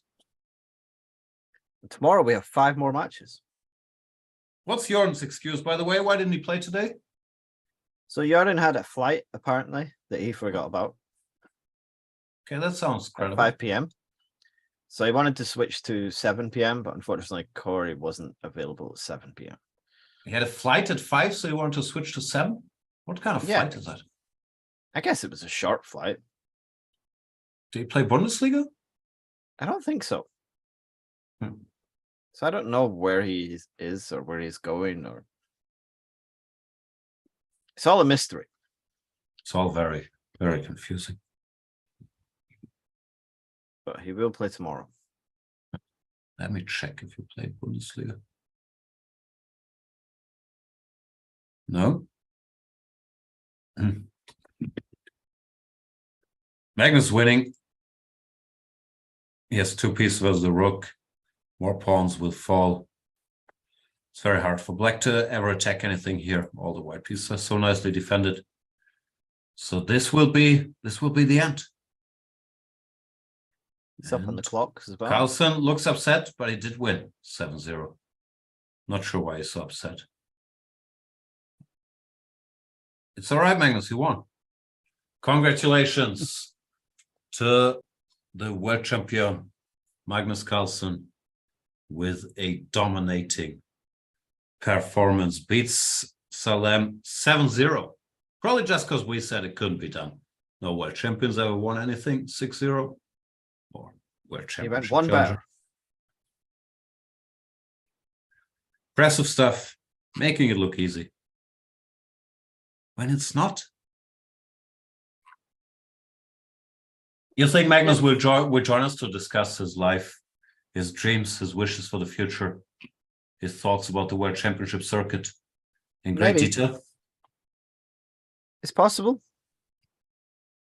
There he is.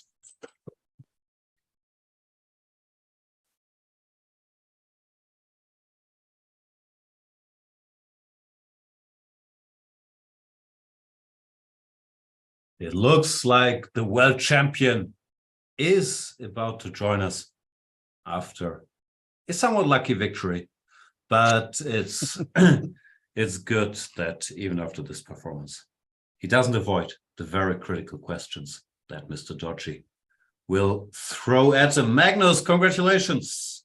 Congratulations. Thank you. How did you get lured into this tournament? Is it just tweeting 800 times and you will participate, or what's the secret? No, well, first I was asked by Peter Heine if I could replace him because there are Russians in the tournament, so he didn't feel that he could play. Ah, okay. I said no. I had no interest. And then David, who is on vacation, like he contacted me a couple of hours before. He said that his internet was shitty, so he couldn't play. And then I was thinking like, yeah, I don't have any plans. So I was convinced after all. And then I said I wouldn't play the knockouts, or I'm not sure about that, but then didn't have any plans today either. So there you go. Do you have plans for the quarterfinals? We'll see.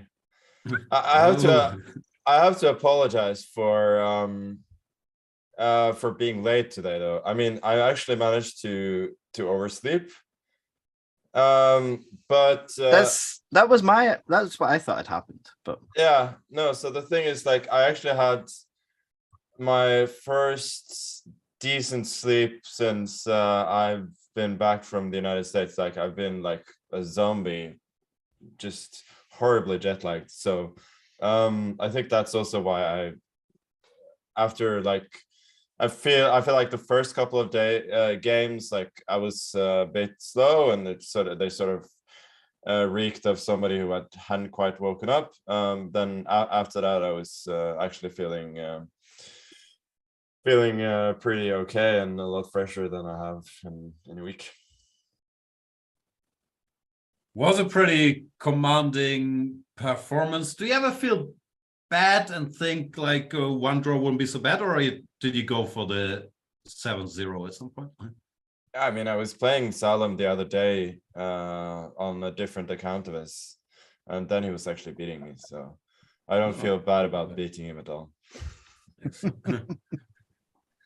Any chess moments you feel like worth mentioning? We had a feeling you were playing very serious openings. There was no goofing around like in the Champions Chess Tour. It was just straight 1e4, Queen's Gambits, very solid stuff. Yeah, no, as I said, like Salem is extremely strong, so I was kind of worried about the this matchup, and I thought I should try and play fairly seriously. I mean, to be fair, a lot of the games were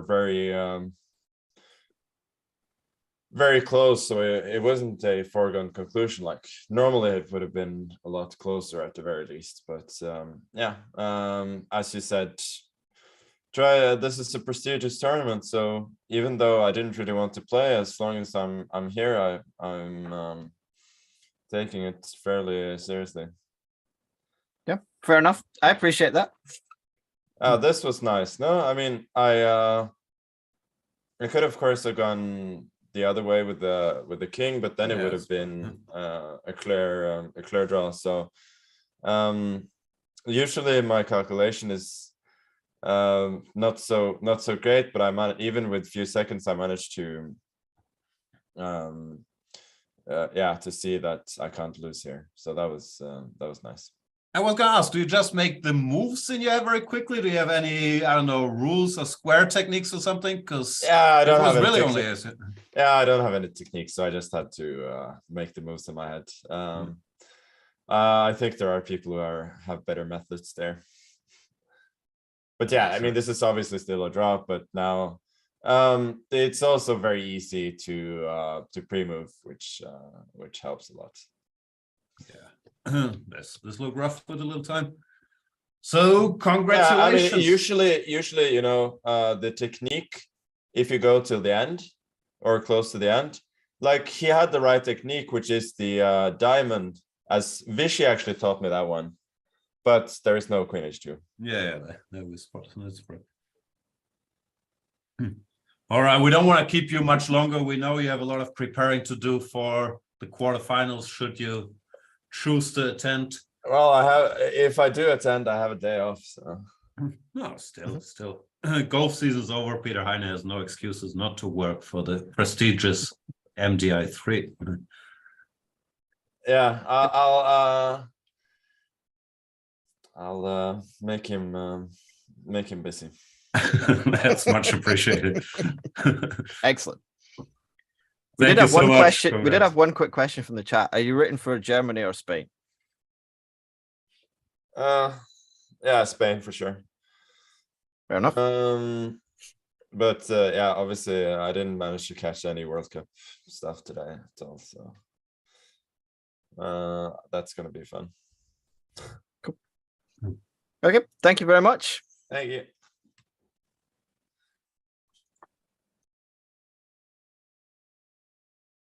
Okay, so Magnus will play Shevchenko or Supi in the next round, and the other one is Dubov against Mamedov.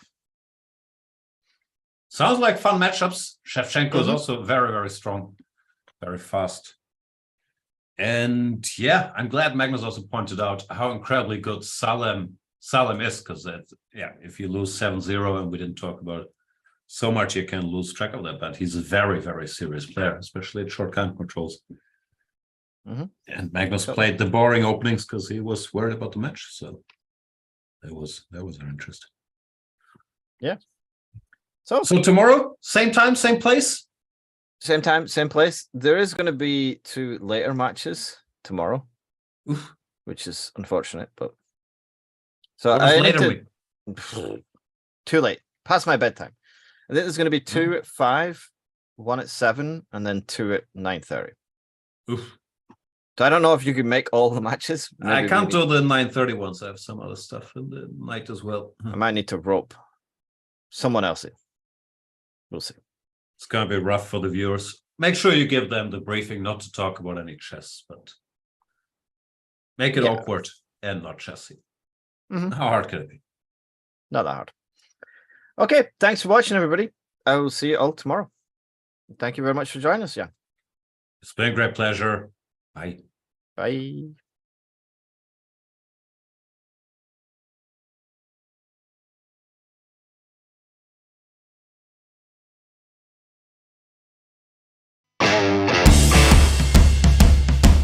Hello, everyone. Hi, everyone. Hi, and welcome. Hello, everyone.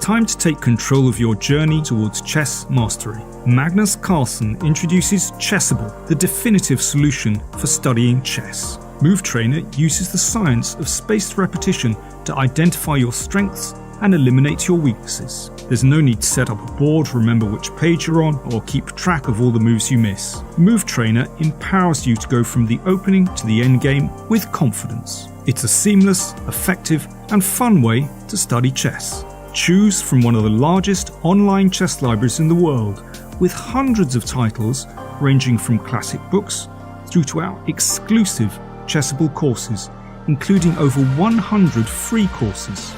Get expert insights from International Master John Bartholomew, Grandmaster Sam Shankland, International Master Christoph Sulecki, Grandmaster Simon Williams, World Champion Magnus Carlsen, and hundreds of other instructors. Get started now and join our growing community of over 100,000 chess enthusiasts at chessable.com.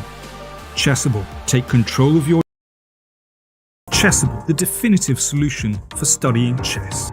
Choose from one of the largest online chess libraries in the world, with hundreds of titles ranging from classic books through to our exclusive Chessable courses. I'm ahead of the game.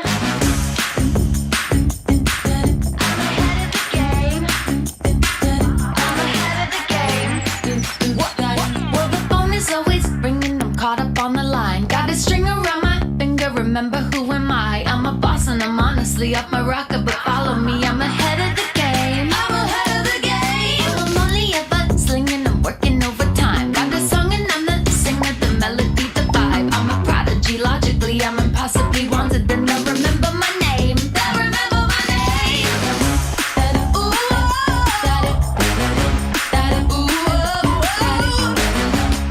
well, I'm ahead now. I'm ahead of the game. I'm ahead of the game. Ooh,